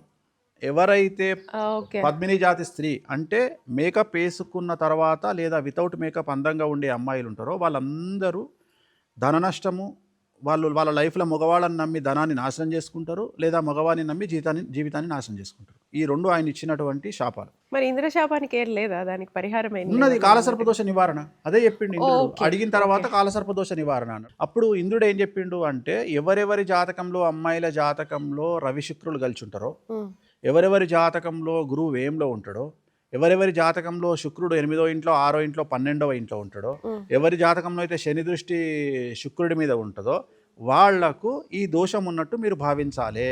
సో వాళ్లకు రెమెడీ చేయాలి అని శాస్త్రం చెప్పింది. సో ఆ రెమెడీ చేసుకుంటే వాళ్ళు ఇంకా జీవితంలో ఎక్కడికో వెళ్ళిపోతారు. చాలా మంది ఏమంటారు అంటే, నేను జాతకం చెప్పంగానే ఇప్పుడు వీళ్ళిద్దరు విడిపోతారు అని నేను చెప్పంగానే సంవత్సరంలో విడిపోరు వాళ్ళు. ఎందుకంటే ఇప్పుడు ఫ్యాషన్ గ్రే డైవర్స్ ఎందుకు ఫ్యాషన్ అంటే, ఒక హీరో తన భార్యను వదులుకోవడానికి 200 కోట్లు ఇస్తాడు అంటే ఆయన సంపాదించిన 2000 కోట్లకి 200 కోట్లు పెద్ద విషయమే కాదు. అవసరం అనుకుంటే సంవత్సరం దానికి కూడా చేసుకుంటాడు. ఎందుకంటే ఆయనకు డబ్బులు కట్టగలిగిన శక్తి ఉంది కాబట్టి. ఉదాహరణ, ఒక నక్షత్రంలో పుట్టినటువంటి ఒక వ్యక్తి విడాకులు కావాలి అంటే ఆయన జీవితంలో కేతు మహర్దశ రావాలి. ఒక్కొక్కళ్ళ జీవితంలో కేతు మహర్దశ 40 సంవత్సరాల తర్వాత వస్తుంది, 50 సంవత్సరాల తర్వాత వస్తుంది. 50 సంవత్సరాలకు ఉదాహరణ ఇప్పుడు నేను మొన్న తమిళ్ విజయ్ గురించి నేను చెప్పిన లాస్ట్ ఇయర్ చెప్పినప్పుడు ఎవరు నమ్మల. నేను డైరెక్ట్ పేరు కూడా తీసుకొని చెప్పిన. నేను తమిళ్ విజయ్ గురించి నేను పేరు కూడా తీసుకొని చెప్పిన. సో నేను అనేది ఏంటంటే అంత పర్ఫెక్ట్గా చెప్పిన, ఎందుకంటే ఆ ఏజ్లో అసలు డివోర్స్ జరగాయి. కానీ ఇప్పుడు గ్రే డివోర్స్ అనేది అంటే తెల్లగడ్డం డివోర్స్ అనేవి ఇప్పుడు ఫేమస్, సైలెంట్ డివోర్స్ అనేవి ఫేమస్. ఇప్పుడు ఈ విషయాలు జనాలకు తెలియవు కాబట్టి నేను వేణుస్వామిని విమర్శిస్తా అంటే అది నీ కర్మ. ఓకే, ఇప్పుడు మీరు అన్నట్టుగా కాలసర్ప దోషము అనేది పూజలు చేసుకుంటే తగ్గిపోతుంది అంటారు. సో కొన్ని ప్లేసెస్ ఉన్నాయి, కాళహస్తి అని చెప్పి, త్రయంబకేశ్వర్ అని చెప్పి, అక్కడ పూజలు చేసుకున్న తర్వాత కూడా మాకు రిజల్ట్ రాలేదు. అది వాళ్ళ లెవెల్ని బట్టి ఉంటుంది. ఇప్పుడు ఉదాహరణ నేను ఒక విషయం చెప్తా. ఇప్పుడు ప్రభుత్వ ఉద్యోగి క్రేజ్ ఒకప్పుడు ఉండే, ఇప్పుడు లేదు. ఎందుకంటే ప్రభుత్వ ఉద్యోగి తన జీవితాంతము తను సంపాదించే సంపాదన 2,50,00,000 నుండి 3 కోట్ల రూపాయల మధ్యలో ఉంటుంది. ఏది నేను చెప్పేది తన 30 సంవత్సరాల సంపాదన కలిపితే, అంటే తనకు 60 సంవత్సరాలు వచ్చే వరకు తన సంపాదన 3 కోట్లు. అదే టీచరు ప్రభుత్వ ఉద్యోగస్తు కొడుకు ఐఐటి కొడితే అమెరికాలో ఉద్యోగం చేస్తే నెలకు 25 లక్షల శాలరీ కనుక తీసుకోగలిగితే చాలా ఈజీ. అమెరికాలో తెలుసు కదా, 25 లక్షలు అంటే 12 24 3 కోట్లు సంవత్సరం సంపాదించు. చేంజ్ అది నేను చెప్పేది. యు ఎయిమ్ దట్, నువ్వు అలా ఏం చేసుకో. అది అలా వెళ్ళడం చాలా మందికి. నేను అనేది ఏమంటా అంటే నేనేమంటా అంటే నువ్వు మహేష్ బాబు సినిమా పోకిరి సినిమా చూసినావు. పోకిరి సినిమాలో ఆలీ బిచ్చమడుకున్నాక అందరు కూర్చుంటే మహేష్ బాబుకి కూర్చుంటే వాడు కూడా బెంచ్ మీద వచ్చి కూర్చొని నేను డ్యూటీ దిగినా, నేను చాలా హైజెనిక్ మినరల్ వాటర్ ఇరా అంటాడు, బూస్ట్ కాఫీ ఇరా అంటాడు. నేను అడుక్కోవడం కూడా రిచ్ మన దృష్టిలో. వే ఆఫ్ థింకింగ్ అలా ఉండాలి. మనం కామెడీగా మాట్లాడుకుంటాము. నీకు కొన్ని దేవాలయాలలో టెంపుల్ మీద మెట్లు కూడా వేలం వేస్తారట, తెలుసా నీకు ఆ విషయం? అంటే ఫస్ట్ మెట్టుకు ప్రయారిటీ వేరు, ఎందుకంటే అందరు అక్కడ వేస్తారు. అట్లా కొన్ని వేలాలు ఉంటాయి. బిచ్చగాళ్ళ దాంట్లో వాళ్ళు వేలం వేసుకుంటారు. బిచ్చగాళ్ళ దాంట్లో వేలం ఉంటుంది. అట్లనే కొన్ని సెంటర్లు, ఇప్పుడు జూబ్లీ హిల్స్ అనేది రిచెస్ట్ సెంటర్, చెక్ పోస్ట్. అక్కడ ఎవడు పడితే వాడు వచ్చి బిచ్చగాడు అడుకోవడానికి లేదు, వాటిలో కూడా. సో నేను అనేది అట్లుంటాయి. నేను అనేది ఏంటంటే నువ్వు రిచ్గా పో, నువ్వు ఒక వ్యాన్ పెట్టుకో, లేకపోతే నువ్వు ఒక బండి పెట్టుకొని జూబ్లీహిల్స్ ఏరియాలో నువ్వు టిఫిన్లు అమ్ముకో, లేకపోతే నేను అనేది ఏంటంటే నీ ఏం డబ్బు నువ్వు ఎవరిని మోసం చేయకుండా, డబల్ రిజిస్ట్రేషన్లు చేయకుండా, చిట్టీల పేరు మీద మోసం చేయకుండా, అప్పులు తీసుకొని మోసం చేయకుండా నువ్వు ఏది చేసుకున్నా బ్రతుకు తెరువుకు, దట్ ఈస్ బిగ్గెస్ట్ లైఫ్లో బిగ్గెస్ట్ అచీవ్మెంట్. ఇప్పుడు చాలామంది ఒక వ్యక్తి, సపోజ్ మీరే ఉన్నారు, మిమ్మల్ని ఫాలో అయ్యే వాళ్ళు చాలామంది ఉంటారు, మిమ్మల్ని తిట్టుకుంటూ మిమ్మల్ని చూసేవాళ్ళు చాలామంది ఉంటారు. తిట్టుకుంటూనే ఉంటారు కానీ మీరు చెప్పే రెమెడీస్ ఫాలో అవుతుంటారు. వాళ్ళని నేనే చాలా మందిని చూసాను. మీలాగా నిలబడాలి అంటే ఏ గ్రహం ఎక్కువగా? రాహు. సూపర్ ప్రశ్న. సో నాలాగా నిలబడాలి అంటే జాతకంలో రాహు ఉచ్చ ఉండాలి. ఓకే, రాహు ఉచ్చ. సో నాలాగా బ్రతకాలి అంటే, ధైర్యంగా బ్రతకాలి అంటే బగాలమ్మకిని పూజ చేయాలి. అంటే ఉగ్రదేవతలు కదా, ఇప్పుడు మీరు సాత్విక దేవతలు అని చెప్పారు. అవును, నేను నిన్ను ఇక్కడ ఉపాసన చేయమని చెప్పట్లా, ఆరాధించవచ్చు. ఇప్పుడు నీకు శత్రువు వచ్చిండు, నిన్ను టార్గెట్ చేస్తుండు, చక్కగా బగాలమ్మకి పో, పంచబలి పూజ ఉంటుంది, చేయించుకొని రా. కామాఖ్యలో అంతే, కామాఖ్య వెళ్ళిపో, చేయించుకొని రా. లేదు నీ టార్గెట్ ఓన్లీ, ఇప్పుడు ఉదాహరణ గురువు, నీకు పిఆర్ లేదు. పిఆర్ అంటే నువ్వు ఎంత కష్టపడ్డా నీకు జన వశీకరణం వస్తలేదు, నువ్వు అందంగా కనిపిస్తలేవు, టీవీ స్క్రీన్ మీద అందంగా కనిపిస్తలేవు, నువ్వు పొలిటీషియన్ ఉన్నావు, ఎంత మాట్లాడినా నువ్వు జనాలు నీ మాటలు వింటలేరు, వశీకరణం కావాలి అంటే చక్కగా తారాపీఠ అని ఉంటుంది పశ్చిమ బెంగాల్లో, బార్డర్, భారతదేశం బార్డర్, దుర్గాపూర్. తారాపీఠ పోయి ఆడ పూజ చేయి. శ్మశానంలో ఉంటుంది అమ్మవారు, డైరెక్ట్ శ్మశానంలో ఉంటుంది. అక్కడ స్పెషాలిటీ ఏంటంటే పొద్దున్న డెడ్ బాడీ వచ్చి దహనం అయ్యే వరకు అమ్మవారికి నైవేద్యం పెట్టారు. శ్మశానంలోనే ఉంటుంది అమ్మవారు. డెడ్ బాడీ దహనం అయ్యేంత ఎవరైనా చనిపోయా శ్మశానానికి రావాలి కదా, ఒక డెడ్ బాడీ రావాలి కదా, వచ్చి దహనం స్టార్ట్ అయినాకనే అమ్మవారికి నైవేద్యం పోతుంది. తారాపీఠ్ మీరు గూగుల్ చేయండి, చాట్ జీపీటీ కొట్టండి, జెమినీ చేయండి, మీకు తారాపీఠ్ దుర్గాపూర్ అని చెప్పి కొడితే గూగుల్లో కూడా కొడితే వస్తుంది. సో అమ్మవారు ఇట్లుంటది, ఇట్లా నా ఫేస్ ఇట్లుంటది. అమ్మవారు శివుడికి పాలిస్తూ ఉంటుంది. పొద్దున 4 గంటలకే ఆ దర్శనం అవుతుంది, తర్వాత మళ్ళీ నార్మల్ దర్శనం అవుతుంది. సో ఈ లెఫ్ట్ సైడ్ శ్మశానం ఉంటుంది, అంటే అమ్మవారి వెనకాల మొత్తం శ్మశానమే. మనం ఇట్లా పక్క నుండి దిగిపోతే శ్మశానం ఉంటుంది. అక్కడ స్పెషల్ పూజలు ఏంటి అంటే శ్మశానంలో పూజలు చేస్తారు. సో అది దేనికి అంటే పిఆర్ పెంచుకోవడానికి. అంటే రాజకీయ నాయకులు వశీకరణము, హీరోయిన్లు వశీకరణము, జన వశీకరణము. ఇప్పుడు పెద్ద పెద్ద నీరూసు ఇట్లాంటి పెద్ద పెద్ద బట్టల షాపులు పెట్టిర్రు. అట్లా పెట్టినప్పుడు జనాల్ని వశీకరణం చేసుకొని వ్యాపారానికి కోసం జనాల్ని ఆహ్వానించాలి అంటే అలాంటి పూజలు చేసుకుంటారు. ఓకే సో దాన్ని తారాపీఠ అంటాం. అట్లనే ఇంకోటి రాజరప్ప అని ఇంకో టెంపుల్ ఉంది రాంచీలో. ధోని వాళ్ళ ఇంటి ముందర నుండి పోతే రాంచీ అని ఉంటుంది. ఆ రాంచీలో రాజరప్ప అని ఒక టెంపుల్ ఉంటుంది. అక్కడ మీకు ఏంది అంటే రాత్రి సంచలనాలు జరగాలంటే అక్కడికి పోవాలి. అంటే సడన్గా మీరు పొలిటీషియన్ కావాలి, సడన్గా హీరోయిన్ కావాలి, సడన్గా హీరో కావాలి అంటే నువ్వు మిరాకిల్స్ కావాలనుకుంటే నువ్వు అక్కడికి పోవాలి. Okay okay. సో అక్కడ కూడా స్పెషల్ పూజలు ఉంటాయి. పొద్దున 4 గంటలకు ఒక పూజ ఉంటుంది, స్పెషల్ పూజలు ఉంటాయి. మీరు డైరెక్ట్గా పోయి అక్కడ ఏ పంతులు అడిగినా నేను స్పెషల్ చేయండి నాకు ఇట్లా కావాలి అనుకుంటున్నా అంటే అక్కడ పూజలు ఉంటాయి. ఎందుకంటే అక్కడ కమాండింగ్ రాహు. సో రాహు నీకు అక్కడ చరిత్ర సృష్టిస్తాడు. రాహు అంటే ఉన్నది లేనట్టు లేనిది ఉన్నట్టు చేయగలిగిన వాడు రాహు. అంటే ఉదాహరణ ఇప్పుడు ఆ పూసలు అమ్ముకునే ఆమె ఉంది మొనాలిసా. సో రాత్రి ఆమె జీవితాన్ని ఇట్లా చేసినోడు రాహు. అంటే రాహు ఏం చేస్తాడంటే ఒకేసారి అప్స్ ఒకేసారి డౌన్స్ చేసేది రాహువే. అయితే లేపుతాడు, లేకపోతే పండబెడతాడు, ఏదో ఒకటి ఉంటుంది. సో రాహు నెగిటివ్ ఉన్నాడు అనుకో పండబెడతాడు, రాహు పాజిటివ్ ఉన్నాడు అనుకో లేపుతాడు. సో అట్లాంటి వాళ్ళకు ఇప్పుడు నా జాతకంలో రాహు 10వ ఇంట్లో ఉన్నాడు. సో నన్ను శత్రువులు ఎవరు ఏం చేసినా నేను బగాలమ్మకి పూజ చేస్తాను కాబట్టి నేను సైలెంట్గా ఉన్నా నా అమ్మవారు ఊరుకోదు. Okay okay. అంటే ఈ రూల్ ఏంటంటే యూ కెన్ గూగుల్ ఇట్. మీరు చాట్ జీపీటీని అడగండి, జెమినీని అడగండి, గూగుల్ చేయండి. ఫస్ట్ చెప్పేది ఏంటంటే రాహు ఉచ్చ ఉన్న వాళ్ళ జోలికి మీరు వెళ్ళవద్దు, వాళ్ళతో పెట్టుకోకండి. రెండవది బగాలమ్మకి పూజలు చేసే వాళ్ళతో మీరు పెట్టుకోకండి అని క్లియర్గా మెన్షన్ చేసి ఉంటుంది గూగుల్లో. ఎందుకు అంటే ఉగ్రదేవతలో నువ్వే అన్నావు, మమ్మల్ని ప్రొటెక్ట్ చేసే బాధ్యత వాళ్ళదే. అంటే ఉగ్రదేవతలు అంటే మీరు అన్నట్లుగా ఇప్పుడు అందరూ 90% సాత్విక దేవతలనే పూజిస్తారు. మీరు అన్నట్టుగా మీరు చెప్పిన తర్వాత ఈ దశమహావిద్యల్లో ఈ పూజలు ఎక్కడ, కామాఖ్య పూజలు ఎక్కడ, ఇవన్నీ ఉన్నాయి కదా. ఎందుకు వచ్చినాయి బయటికి అంటే నేను అనే పాయింట్ ఏంటంటే నేను celebrity astrologer. So celebrity astrologer అంటే దాని ఉద్దేశం ఏంటి అంటే హీరోయిన్లు వస్తున్నారని కాదు. ఇక్కడ ఎవరైతే జీవితంలో పెద్ద స్థాయిలోకి వెళ్ళినారో, ఎగ్జాంపుల్ 10 కోట్ల అమౌంట్ దాటిన వాళ్ళందరూ నా దగ్గరకు వస్తారు. గోల్స్ పెద్దగా ఉంటే నా దగ్గరికి రా. నేను అటెండర్ జాబ్ చేస్తున్నా రాకు, నేను టీచర్ జాబ్ చేస్తున్నా రాకు. నేను అనేది ఏంటి అంటే నేను చేసేటువంటి పూజలు నిన్ను సూపర్ స్టార్ను చేయడానికి పనికి వస్తాయి. అది డబ్బు పరంగా కానీ రాజభోగిని చేస్తాయి. రాజయోగి అంటేనేమో ఎమ్మెల్యే, రాజభోగి అంటేనేమో రాజ్యసభ ఎంపీ. అట్లనే రాజభోగి అంటే జూబ్లీహిల్స్, బంజారాహిల్స్, మాదాపూర్లో ఉండే వాళ్ళందరూ రాజభోగులు. ఎవరైతే లగ్జరీ కార్లు కొంటారో వాళ్ళందరూ రాజభోగులు. సో అలాంటి వాళ్ళ జాతకాలను నేను చూస్తా. నువ్వు ఆ స్థాయికి రావాలంటే నా దగ్గరికి రా. నువ్వు వ్యాపారం రావాలంటే ఎక్కువ ఖర్చు అయితే ఏం లేదు, నేను 6,000 రూపాయలు తీసుకుంటా జాతకానికి. అందరు అట్లా పబ్లిసిటీ చేస్తారు. నేను 6,000, నాది లోయెస్ట్ ఫీజు ఆంధ్రప్రదేశ్. తెలంగాణ ఆంధ్రప్రదేశ్లో లోయెస్ట్ ప్రైస్ తీసుకునేది నేను ఒక్కనే 6,000 రూపాయలు తీసుకుంటా. కాకపోతే నీకు ఓపిక ఉండాలి, వెయిటింగ్ ఓపిక ఉండాలి. ఇవాళ నాకు 1000 మంది క్లయింట్లు వెయిట్ చేస్తున్నారు ఈ రోజు పరిస్థితి. ఇప్పుడు వీళ్ళు అందరూ రావాలంటే it will take 2 months. So 2 months వరకు వెయిట్ చేయగలిగినటువంటి పరిస్థితి నీ దగ్గర ఉండాలి. కొంతమంది నా ఆఫీస్కి వచ్చి కూర్చొని జనాలు ఉన్నారని వెళ్ళిపోయిన వాళ్ళు కూడా ఉంటారు. అంటే జనాలు ఉన్నారు, నేను ఇంతసేపు ఉండాలన్నా, నేను వేణుస్వామి ఆఫ్టర్ ఆల్ వీని దగ్గర నేను ఎందుకు ఉంటాను వెళ్ళిపోతారు. మీరు చెప్పిన ప్రతి జాతకం ఆల్మోస్ట్ 80% స్ట్రైక్ రేట్ మొత్తం సక్సెస్ అయింది. కర్మని ఎవరు మార్చలేరు కదా, అది ఎలా మారుతుంది? కర్మను ఎవరు మార్చలేరు, రైట్. మీ ఇంట్లో పెద్దవాళ్ళు ఉన్నారు, మీ అమ్మనో మీ నాన్ననో ఉన్నారు. మీ ఇంట్లో పెద్దవాళ్ళకి ఎవరికైనా హార్ట్ అటాక్ వచ్చింది, కర్మని మార్చలేమని బెడ్ మీద వండ పెడతావా, హాస్పిటల్ తీసుకుపోతావా? ఖచ్చితంగా తీసుకెళ్తాం. తీసుకుపోవద్దు కదా మరి. నువ్వు చెప్పేదాని ప్రకారం ఆన్సర్ చెప్పమ్మా. నన్ను ప్రశ్న అడిగినావు, నేను ప్రశ్న అడుగుతున్నా. ప్రయత్నం అయితే చేస్తాం. జ్యోతిష్యం అనేది అంధకార బంధురంలో ఉండేటువంటి మనిషి బ్రతకడానికి కావలసినటువంటి ఒక జ్యోతి. అలాగే ఇది ఒక ఎక్స్రే. ఎలాగైతే నీ కాలో చెయ్యో ఇరిగింది అంటే నువ్వు ఎక్స్రే తీయించుకొని డాక్టర్ దగ్గరికి పోతావో, అలాగే నీ జాతకం అనేది నా దృష్టిలో ఎక్స్రే. నేను అనేటువంటి వాడిని జ్యోతిష్కుడిని, డాక్టర్ను.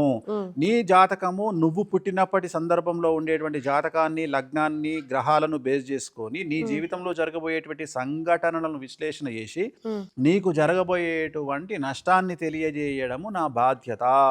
ఇది ఈ రోజు నుండి వచ్చినటువంటిది కాదు. గత చరిత్ర తీసుకుంటే శ్రీకృష్ణ దేవరాయలు కానీ ఏ రాజును తీసుకున్నా వాళ్ళ ఆస్థానంలో జ్యోతిష్య పండితులు ఉండేవాళ్ళు. వాళ్ళు ఏం చేసేవాళ్ళు అంటే యుద్ధాలు ఎప్పుడు వస్తాయి, కరువు కాటకాలు ఎప్పుడు వస్తాయి, వర్షాలు ఎప్పుడు పడతాయి, ఇవన్నీ చెప్పడం ఆస్థాన జ్యోతిష్కులు ఉండేవాళ్ళు.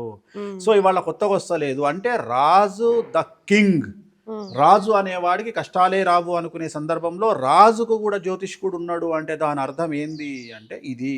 సో ఇవాళ సోనియా గాంధీ కూడా ఒక జ్యోతిష్కుడిని నమ్ముతుంది, ఇటలీ జ్యోతిష్కుడిని. అలాగే ఇవాళ భారతదేశ ప్రధానమంత్రి అయిన నరేంద్ర మోడీని కూడా కుర్తా గురూజీ అని ఒక గురూజీ దగ్గర జ్యోతిష్యం చెప్పించుకుంటారు. సో ప్రతి పొలిటీషియన్కు, ప్రతి ఎంటర్ప్రెన్యూర్కు, ప్రతి డబ్బు సంపాదించిన వాడు ఎక్కువగా నమ్మేది జ్యోతిష్యము. ఇవాళ భారతదేశాన్ని కమాండ్ చేసే ఫుల్ తోపైనటువంటి అంబానీ కూడా ఒక జ్యోతిష్కుడిని నమ్ముతాడు.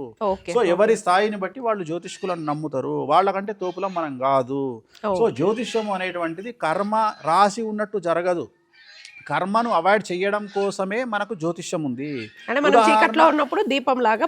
ఉదాహరణ, నేను చేసేటువంటి రెమెడీస్ అన్నీ కూడా నీ జాతకంలో యోగం ఉంటే నువ్వు రాజయోగి రాజభోగి అవ్వడానికి పనిచేస్తాయి. అలాగే నీ జాతకంలో జరగబోయే చెడును అడ్డుకోవడానికి 90% పనిచేస్తాయి. అంటే నీ నెత్తిలో పడాల్సినటువంటి రాయి నా పూజల ద్వారా కాలు మీద పడుతుంది. సో కాలు మీద పడ్డప్పుడు డ్యామేజ్ అనేటువంటిది 90% తగ్గుతుంది. మీ దగ్గరకు వచ్చిన వాళ్ళు జాతకాలు చూపించుకున్న వాళ్ళు కూడా అస్సలు బాలేని వాళ్ళకు కూడా ఫైనాన్షియల్ హెల్ప్ కూడా చాలా హెల్ప్ చేస్తాను. నేను నా దగ్గరకు వచ్చిన జాతకులకు, డబ్బు లేనటువంటి వాళ్ళకు ఫ్రీగా జాతకాలు చెప్తా. మొన్న ఒకడు వచ్చిండు, ఏం చేస్తావురా అంటే నేను వాచ్మెన్ అన్నాడు. వాచ్మెన్ అంటే నీ జీతం ఎంత రా అన్న? 7,000 అన్న. నాకు 6,000 ఇచ్చిండు. బండబూతులు తిట్టి నా మేనేజర్ని పిలిచి 6,000 రిటర్న్ అని చెప్పిన. తెలుసు. నేనన్నా నీ 6,000 రూపాయలకే తెస్తున్నావు నువ్వు 7,000 రూపాయల జీతం కానీ 6,000 నాకు ఇచ్చి నువ్వేం తింటావురా అని చెప్పి మళ్ళీ ఇంకో 10,000 ఎక్కించి పంపించిన. అంటే ఏదో ఒక టైంలో లైఫ్ బాగుంటుంది అని మిమ్మల్ని నమ్ముతారు. నేను ఇస్తా, కానీ నేను ఈ రోజు కష్టపడుతున్నావు కదా. నేను అనేది ఏంటంటే నీ నెల సంపాదన 7,000 అయినప్పుడు నీ 7,000లో 6,000 నాకు ఇచ్చినప్పుడు నువ్వేం పెడతావు నీ పెన్న పిల్లలకు అని తిట్టి మళ్ళీ మనకు 10,000 ఎక్కువ ఇచ్చి పంపించి మనకి ఫ్రీగా పూజ. నేనే త్రయంబకేశ్వర్కు ఫోన్ చేసి నేనే డిస్కౌంట్ ప్రైజ్లో మాట్లాడి నా కోసం అన్నప్పుడు అక్కడ పంతులు ఏం చేస్తాడు, ఒక 1,000 రూపాయలు తగ్గిస్తాడు. మామూలుగా 6,500 తీసుకుంటే ఇంకో 5,000 రూపాయలు తగ్గిస్తే 5,500కే నేను అక్కడ అరేంజ్మెంట్ చేసేసి నేనే డబ్బులు కట్టి ఈ పూజ చేసుకోరా బాబు నువ్వు బాగుపడతావు అని చెప్పి చేపిస్తా. ఇట్లా చాలా మందికి చేపిస్తాను. అంటే నా ఉద్దేశం ఏంటి అంటే నేను కొన్ని మోరల్స్ నమ్ముతా. నేనేం నమ్ముతా అంటే మనం సంపాదించే సంపాదనలో 10 to 15% మనము జనాలకు వాడాలి అనేది నా ఉద్దేశం. సో నేను సంపాదించే సంపాదన ఏ రకంగా సంపాదించినా, జ్యోతిష్యం మీద కానీ ఇతరత్ర రియల్ ఎస్టేట్లో కానీ ఎట్లా సంపాదించినా నా సంపాదన నుండి, కాకపోతే అమ్మాయిలకు ఎక్కువ కేటాయిస్తా. 10% నేను సంపాదించే సంపాదన అమ్మాయిలకు కేటాయిస్తా. నేను ఎవరికి ఏది కావాలనో అదే ఇస్తా, అంతే తప్ప నేను అందరికీ డబ్బులే ఇయ్యను. కొన్నిసార్లు ఒక మనిషికి ఫుడ్ అవసరం ఉంటుంది, కొన్నిసార్లు డబ్బు అవసరం ఉంటుంది, కొన్నిసార్లు డాక్టర్ అవసరం ఉంటాడు.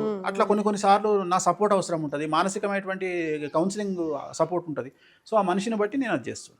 ఓకే స్వామి, కమింగ్ టు మనం మెయిన్ పరాభవనామ సంవత్సర రాశి ఫలాల కోసం అందరూ వెయిట్ చేస్తున్నారు కాబట్టి ఒక్కొక్క రాశి గురించి చెప్పండి. సో ఈ సంవత్సరం పరాభవనామ సంవత్సరానికి సంబంధించి మనం ఆల్రెడీ యుద్ధం ఫేస్ చేస్తూ ఉన్నాము. సో నాకు తెలిసినంత వరకు ఈ సంవత్సరం మన వంట నూనె ధరలు చాలా పెరిగేటువంటి అవకాశం ఉంది. అలాగే ఈ సంవత్సరం ఇంటర్నెట్ ఆగిపోయే అవకాశం ఉంది కొన్ని రోజుల పాటు, లేదా ఆల్రెడీ గ్యాస్ కూడా ఇబ్బంది అవుతుంది కదా. అదే అవన్నీ ఓకే, అవన్నీ తెలిసినవి, ఏమైనా చెప్పాల్సింది లేదు. బట్ సంచలనం ఏంటంటే ఇంటర్నెట్ ఆగిపోయే అవకాశం ఉంది, కొన్ని శాటిలైట్ పనిచేయకపోవచ్చు, అలాగే టెలికాం వ్యవస్థ, మన సెల్ ఫోన్ వ్యవస్థ పనిచేయకపోవచ్చు కొన్ని రోజుల పాటు. నేను మాట్లాడితే కేతువు ఈ సంవత్సరం కమాండ్ చేస్తా ఉన్నాడు, రాజు కాదు కమాండ్ చేస్తా ఉన్నాడు. కేతు కమాండరు, రాజు గురువు. సో అందుకని సంచలనాలు ఉంటాయి. మేషరాశి కనుక తీసుకున్నట్లయితే ఈ సంవత్సరం ఏలినాటి శని నడుస్తూ ఉంది. ఇందాక మనం ఏలినాటి శని గురించి మాట్లాడుకున్నాం. ఎవరైతే 25 సంవత్సరాల పైబడ్డటువంటి ఏలినాటి శని వాళ్ళు ఉంటారో వాళ్ళ ఇంట్లో తల్లిదండ్రులకు ఒకళ్ళకు ప్రాణగండాలు, అపమృతి దోషాలు అనేవి కనిపిస్తూ ఉన్నాయి. అలాగే పోలీస్ కేసులు, న్యాయ వ్యవస్థపరమైన ఇబ్బందులు, ఆర్థికపరమైన ఇబ్బందులు, సామాజికమైన ఇబ్బందులు, సమాజంలో చెడ్డ పేరు రావడము, భార్యాభర్తలు అయితే గొడవలు కావడము, అలాగే వాహన ప్రమాదాలు, అగ్ని ప్రమాదాలు, చోర భయము, ఇవన్నీ కూడా వాళ్ళని బాధించే అవకాశం ఉంది. విద్యార్థులు అయితే ఉత్తీర్ణత శాతం తగ్గే అవకాశం ఉంది, బ్యాక్లాగ్స్ ఉండే అవకాశం ఉంది, కోరుకున్నటువంటి యూనివర్సిటీలో ప్లేస్మెంట్స్ రావు, వీసాలు రావు, అవివాహితులకు అలాగే వెయిటింగ్ పీరియడ్ కనిపిస్తూ ఉంది. ఒకవేళ పెళ్ళైన భార్యాభర్తల మధ్యన గొడవలు ఉండే అవకాశం ఉంది. ఉద్యోగస్తులకు సంబంధించి ప్రైవేటు రంగ ఉద్యోగులు కోల్పోయే అవకాశం ఉంది.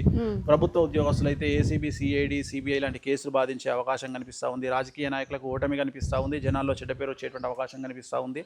కళాకారులకు, క్రీడాకారులకు వ్యతిరేకమైన ఫలితాలు ఉంటాయి. రైతులకు మాత్రం 2 పంటల దిగుబడి, రాబడి బాగుంటుంది.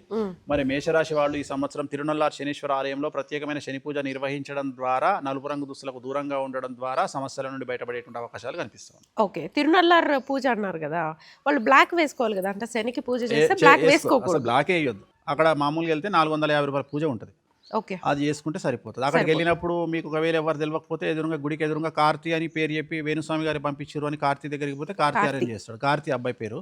సో సనే దగ్గర ఉండి మొత్తం అరేంజ్ చేసి పంపిస్తాడు. 450 రూపాయల పూజ ఉంటుంది. సో చేసినందుకు అతనికి 200-300 ఇవ్వండి సరిపో అంటే 1000 రూపాయల్లో పూజ అయిపోతుంది. ఓకే, మేషరాశి వాళ్ళు. ఓకే. ఓకే, ఇది వృషభ రాశి వారికి ఈ సంవత్సరం 100% అనుకూలంగా ఉంది. పట్టిందల్లా బంగారంగా ఉంది. ఈ సంవత్సరం విపరీత రాజయోగం ఉంది. గురువు శని కాంబినేషన్, రాహు కేతు కాంబినేషన్ చాలా అనుకూలంగా ఉంది. విద్యార్థులకు ఉత్తీర్ణత శాతం బాగుంటుంది. కోరుకున్నటువంటి యూనివర్సిటీలో ప్లేస్మెంట్స్ లభిస్తాయి. అవివాహితులకు వివాహ యోగ సూచనలు, సంతానం లేని వారికి సంతాన యోగం, ఉద్యోగం లేని వారికి ఉద్యోగము, వ్యాపారస్తులకు, కాంట్రాక్టర్లకు, కళాకారులకు, క్రీడాకారులకు అనుకున్న వాటికంటే అవకాశాలు ఎక్కువగా వస్తాయి. డబ్బులు ఎక్కువగా వస్తాయి. రైతులకు 2 పంటల దిగుబడి రాబడి బాగుంటుంది.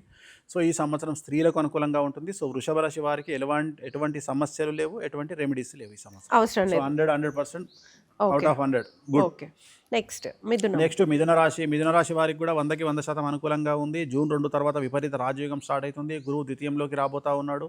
సో చాలా అనుకూలంగా ఉంది. సో ఉద్యోగస్తులకు, వ్యాపారస్తులకు, కళాకారులకు, క్రీడాకారులకు, స్త్రీలకు, రాజకీయ నాయకులకు, రైతులకు, యు నేమ్ ఇట్, ఎవరైనా సరే ఒక ఏజ్ నుండి అంటే 18 సంవత్సరాల వయసున్న వారి నుండి 70 సంవత్సరాల వారి వరకు ఆడ మగ తేడా లేకుండా మిథున రాశి వారికి రాజయోగం ఉంది. అవివాహితులకు వివాహ యొక్క సూచనలు, సంతానం లేని వారికి సంతానము, ఉద్యోగం లేని వారికి ఉద్యోగము, ప్రమోషన్లు, బదిలీలు ఇవన్నీ కూడా కనిపిస్తున్నాయి. ఎటువంటి రెమెడీస్ లేవు, ఎటువంటి దోషాలు లేవు. ఓకే ఓకే ఓకే నెక్స్ట్ కర్కాటక రాశి వారికి కూడా ఇంచుమించు 100కు 90% అనుకూలంగా ఉండబోతా ఉంది. జూన్ 2వ తేదీ నుండి విపరీత రాజయోగం ప్రారంభమవుతా ఉంది. చాలా అనుకూలంగా ఉండబోతా ఉంది. వీళ్ళు గుర్తుంచుకోవాల్సింది, ఎవరైతే 65 సంవత్సరాలు దాటిన వాళ్లకు ఆరోగ్య భంగములు, అలాగే జూన్ వరకు కాళ్లకు చేతులకు దెబ్బలు తగిలేటువంటి అవకాశము, యాంగ్జైటీ డిజార్డర్ బాధించే అవకాశం ఉంది. గురువారం నాడు ఎల్లో కలర్ దుస్తులు ధరించండి, ధైర్యంగా ఉండండి, సమాజంలో వచ్చే విమర్శలను పట్టించుకోకండి. సో చాలా అనుకూలంగా ఉంది. విద్యార్థులకు ఉత్తీర్ణత శాతము, వ్యాపారస్తులకు విపరీతమైన డబ్బు, కాంట్రాక్టర్లకు కొత్త అవకాశాలు, రైతులకు 2 పంటల దిగుబడి రాబడి బాగుంటుంది. రాజకీయ నాయకులకు విశేషించి యోగకాలంగా భావించాల్సి ఉంటుంది. సో ఏ రంగం వారిని తీసుకున్నా కర్కాటక రాశి వారికి అనుకూలంగా ఉంది. వీళ్ళు చేయాల్సిన రెమెడీ, శ్రీకాళహస్తిలో గురు దక్షిణామూర్తి వద్ద గురుహోరలో గురువారం నాడు అర్చన చేయించుకోవాలి. ఓకే, అంటే వీళ్ళకి రాసుల వాళ్ళకి మీరు ఆదాయ వ్యయాలు ప్రామాణికం కాదు, జనరల్ గా ప్రామాణికం కాదు. అందుకని నేను చెప్పాను ఆ మాట, జ్యోతిష్కులు చెప్పారు, నేను చెప్తా ప్రామాణికం కాదు అని చెప్తా. అంటే చాలా మంది రాశి ఫలాల్లో ఫస్ట్ ఆదాయ వ్యయం చూస్తారు. నేను ఇచ్చే సజెషన్ ఏంటంటే ఆదాయ వ్యయాలను పట్టించుకోకండి. అంటే దెర్ ఇస్ నో శాస్త్ర ప్రామాణికం, అంటే శాస్త్ర ప్రామాణికం లేదు. ఎందుకు చెప్తున్నా అంటే, ఇప్పుడు ఉదాహరణ, ఈ సంవత్సరం ఉగాది ఎప్పుడు వస్తుంది? గురువారం వస్తుంది. ఇప్పుడు ఈ సంవత్సరం మీరు ఆదాయ వ్యయాలు చూడండి, రాజపూజ అవమానాలు చూడండి. నెక్స్ట్ ఇయర్ గురువారం వచ్చింది అనుకో, మళ్ళీ ఇవే ఉంటాయి. మళ్ళీ నెక్స్ట్ ఇయర్ గురువారం వచ్చింది అనుకో, ఇవే ఉంటాయి. వారాన్ని బట్టి మారుతాయి. ఎస్. సో సోమవారం నుండి ఆదివారం వరకు ఏ రోజు ఉగాది వచ్చినా ఆ రోజు ఇవే ఆదాయ వ్యయాలు ఉంటాయి. సో అందుకని శాస్త్ర ప్రామాణికం కాదు అని చెప్పిన. శాస్త్ర ప్రామాణికం కాదు, అందుకని నేను వాటిని ఎంటర్టైన్ చేయలేదు. నెక్స్ట్ సింహరాశి. సో సింహరాశికి అష్టమ శని నడుస్తా ఉంది. ఇందాక మనం మాట్లాడుకున్నాం, ఎం అనే లెటర్ కానీ మీడియా అనే లెటరు.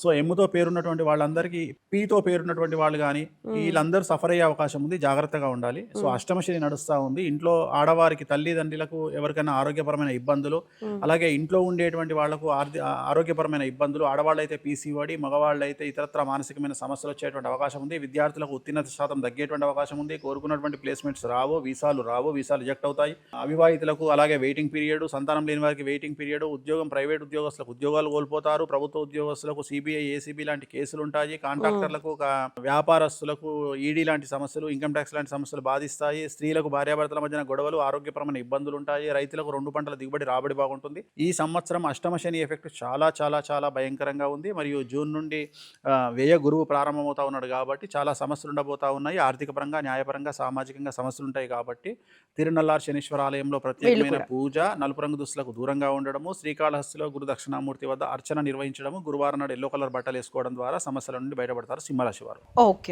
తర్వాత కన్యారాశికి 100కి ఇంచుమించుగా 95% అనుకూలంగా ఉంది. పట్టిందల్లా బంగారంగా ఉంటుంది. కొత్త అవకాశాలు వెతుకొస్తాయి. మీకు కావలసిన వాళ్ళు మంచి పొజిషన్లో రాజయోగులుగా ఏర్పడతారు. మీకు కావలసిన మనుషులు మంచి పొజిషన్కు రావడం వల్ల వాళ్ళ ద్వారా సమాజంలో, మీకు సంఘంలో మంచి పేరు ప్రఖ్యాతులు వస్తాయి. కొన్ని పనులు చేయించుకోగలుగుతారు, లైజనింగ్ చేసుకోగలుగుతారు. సో బ్యూరోక్రాట్లు పరిచయం అవుతారు. చాలా వరకు అనుకూలంగా ఉంటుంది. స్త్రీలకు విపరీతంగా రాజయోగం కనిపిస్తూ ఉంది. రాజకీయ రంగంలో ఉండేవారికి, వ్యాపార రంగంలో ఉండే స్త్రీలు విశేషించి విపరీతమైనటువంటి డబ్బు సంపాదించేటువంటి అవకాశం కనిపిస్తూ ఉంది. హ్మ్. విద్యార్థులకు ఉత్తీర్ణత శాతం బాగుంటుంది. ఉద్యోగస్తులకు ప్రమోషన్లు, బదిలీలు ఉంటాయి. ఉద్యోగం లేని వారికి ఉద్యోగం వస్తుంది. అవివాహితులకు వివాహ యోగ సూచనలు, సంతానం లేని వారికి సంతాన యోగ సూచనలు, అన్ని రంగాల వారికి, బాగుంది. రైతులకు, కళాకారులకు, క్రీడాకారులకు అనుకూలంగా ఉంటుంది. సో కన్యా రాశి వారికి 100% అనుకూలంగా ఉంది. ఎటువంటి రెమెడీస్ అవసరం లేదు. అవసరం లేదు. ఓకే. తులారాశి. నెక్స్ట్ తులారాశి. ఇందాక మనం మాట్లాడుకున్నాం ఓపెనింగ్ లోనే 6 అనే లెటర్ ఉండేవాళ్ళు తులారాశి వాళ్ళు. సో తులారాశి జాతకంలో ప్రస్తుతం శని 6వ స్థానంలో ఉంది, అంటే రోగస్థానము మరియు శత్రుస్థానము. అందువల్ల శత్రువులు మిమ్మల్ని టార్గెట్ చేసే అవకాశం ఉంటుంది కాబట్టి జాగ్రత్తగా ఉండండి. తులారాశి వాళ్లకు న్యాయపరమైన ఇబ్బందులు, ఆర్థికపరమైన ఇబ్బందులు, సామాజికమైన ఇబ్బందులు, మీ కుటుంబంలో పెను సంచలనం జరిగే అవకాశం ఉంది కాబట్టి జాగ్రత్తగా ఉండండి. ఏదో ఒక పెను సంచలనం మీ జీవితాన్ని మార్చే అవకాశం ఉంది. చెడు పరంగా జరగవచ్చు, లేదా శత్రువులు మిమ్మల్ని బాధించే అవకాశం ఉంది. జాగ్రత్తగా ఉండండి. అది మినహా మిగతా అంతా అనుకూలంగా ఉంది. సో మిమ్మల్ని మీరు కొత్తగా సమాజంలో ప్రొజెక్ట్ చేసుకునే ప్రయత్నం చేయండి. మిమ్మల్ని మీరు మార్చుకోండి, అందంగా మార్చుకోండి, గోల్స్ పెద్దగా పెట్టుకోండి. Achieve big, goals big. So ఆ రకంగా మిమ్మల్ని మీరు మార్చుకోండి. తిరునలార్ శనీశ్వరాలయం ప్రత్యేకమైన శని పూజ నిర్వహించడం ద్వారా, నలుపు రంగు దుస్తులకు దూరంగా ఉండడం ద్వారా తులారాశి వాళ్ళు సమస్యల నుండి గట్టెక్కుతారు. ఓకే. తర్వాత వృశ్చిక రాశి. సో నెక్స్ట్ వృశ్చిక రాశి. వృశ్చిక రాశి వారికి విపరీత రాజయోగం ప్రారంభం అవుతా ఉంది. ముఖ్యంగా కళాకారులకు, క్రీడాకారులకు, సినిమా నటులకు, యాంకర్లకు, మీడియా రంగంలో ఉండేవారికి విశేషించి అనుకూలంగా ఉండబోతా ఉంది. వృశ్చిక రాశి వారికి గురుబలము, శనిబలము, రాహుకేతు బలం అనుకూలంగా ఉంది. విపరీతమైన రాజయోగం ప్రారంభం కాబోతా ఉంది. చాలా అవకాశాలు మిమ్మల్ని ఎత్తుకుంటూ వస్తాయి. ఆదాయ మార్గాలు పెరుగుతాయి. లగ్జరీస్ మెయింటైన్ చేస్తారు. వాహనాలు కొంటారు, ఇండ్లు కొంటారు, భూములు కొంటారు, ఫామ్ హౌస్లు కొంటారు. చాలా అనుకూలంగా ఈ సంవత్సరం అనురాధ, జ్యేష్ఠ, అలాగే విశాఖ 4వ పాదం వారికి కనబడబోతా ఉంది. సో వీళ్ళకు ఎటువంటి సమస్యలు లేవు, ఎటువంటి రెమెడీస్ అవసరం లేదు. ఓకే. నెక్స్ట్ ధనుస్సు. సో ధనుసు రాశి వారికి అర్ధాష్టమ శని నడుస్తూ ఉంది. ఎక్కువ డబ్బు వల్ల మీరు సమస్యల పాలవబోతున్నారు. ఇందాక మనం డిస్కస్ చేసినట్టుగా వీళ్ళు అప్పులు ఇవ్వడం వల్ల, ఇన్వెస్ట్మెంట్ చేయడం వల్ల సమస్యల బారిన పడే అవకాశం ఉంది. సో వీళ్ళ దగ్గర ఇందాక చెప్పినట్టు వీళ్ళ దగ్గర డబ్బులు ఉంటే లిక్విడ్ క్యాష్ ఇంట్లో పెట్టుకోండి, లేదా ప్రభుత్వ బ్యాంకుల్లో వేసుకోండి. ప్రైవేట్ బ్యాంకుల్లో కూడా కాదు, ప్రైవేట్ బ్యాంకుల్లో కూడా వేసుకుంటే బ్యాంకు కూడా దివాళీ తీసే అవకాశం ఉంది. అందుకని ప్రభుత్వ బ్యాంకుల్లో వేసుకోండి, లేదా ఇంట్లో లిక్విడ్ క్యాష్ పెట్టుకోండి. ఖచ్చితంగా మీరు ఇన్వెస్ట్మెంట్ల జోలికి వెళ్ళొద్దు, అప్పుల జోలికి వెళ్ళొద్దు, చిట్టీల జోలికి వెళ్ళొద్దు. మీ దగ్గర ఉన్న డబ్బులు దాచుకుంటే అవే 10,000 మీకు. సో విద్యార్థులకు ఉత్తీర్ణ శాతం బాగుంటుంది. చెడు అలవాట్ల వల్ల సమస్యల బారిన పడతారు. చెడు అలవాట్లకు దూరంగా ఉండండి. సో అవివాహితులకు వివాహ యోగ సూచనలు, సంతానం లేని వారికి సంతానము, రైతులకు 2 పంటల దిగుబడి రాబడి బాగుంటుంది. సో ఏ రంగం వారికి తీసుకుని అనుకూలంగా ఉంటుంది. అర్ధాష్టమ శని కారణం చేత తిరునల్లార్ శనీశ్వరాలయంలో ప్రత్యేకమైన శని పూజ నిర్వహించడం ద్వారా సమస్యల నుండి కట్టెక్కుతారు. ఓకే. ఓకే. తర్వాత రాశి మకర రాశి. సో మకర రాశి వారికి 100% అనుకూలంగా ఉంది. శని, రాహు, కేతు, కుజుడు, గురువు అనుకూలంగా ఉన్నారు. విపరీత రాజయోగం గోచరిస్తూ ఉంది. విపరీతమైనటువంటి ఆదాయం పెరుగుతుంది. రాజకీయ నాయకులకు జనాల్లో విపరీతమైనటువంటి వశీకరణం ఏర్పడుతుంది. పదవులు లాభిస్తాయి. పార్టీ పదవులు, వ్యక్తిగతమైన పదవులు, అలాగే ప్రభుత్వ పదవులు, నామినేటెడ్ పోస్టులు వచ్చేటువంటి అవకాశం ఉంది. అలాగే ఈ సంవత్సరం ఎలక్షన్లు ఉన్నాయి. ఈ ఎలక్షన్లలో మీరు పోటీ చేస్తే గెలిచే అవకాశం కనిపిస్తూ ఉంది. మ్యాక్సిమం ఎరుపు రంగు బట్టలు వాడే ప్రయత్నం చేయండి. నలుపు రంగు దుస్తులకు దూరంగా ఉండండి. సో చాలా అనుకూలంగా మకర రాశి వారికి ఉంది. ఏ రంగం వారైనా, విద్యార్థులు, ఉద్యోగస్తులు, వ్యాపారస్తులు, రైతులు, కళాకారులు, క్రీడాకారులు అందరికీ అనుకూలంగా ఉంది. ఎటువంటి రెమెడీస్ వీళ్ళకి అవసరం లేదు. ఓకే. నెక్స్ట్ కుంభరాశి. సో కుంభరాశి ఇందాక మనం మాట్లాడుకున్నాం. ఎస్ అనే లెటర్ కుంభరాశికి సంబంధించింది. So it is very dangerous. So జాగ్రత్తగా ఉండాలి. నువ్వు కూడా దాంట్లోనే ఉన్నావు. చాలా జాగ్రత్తగా ఉండాలి ఈ సంవత్సరము.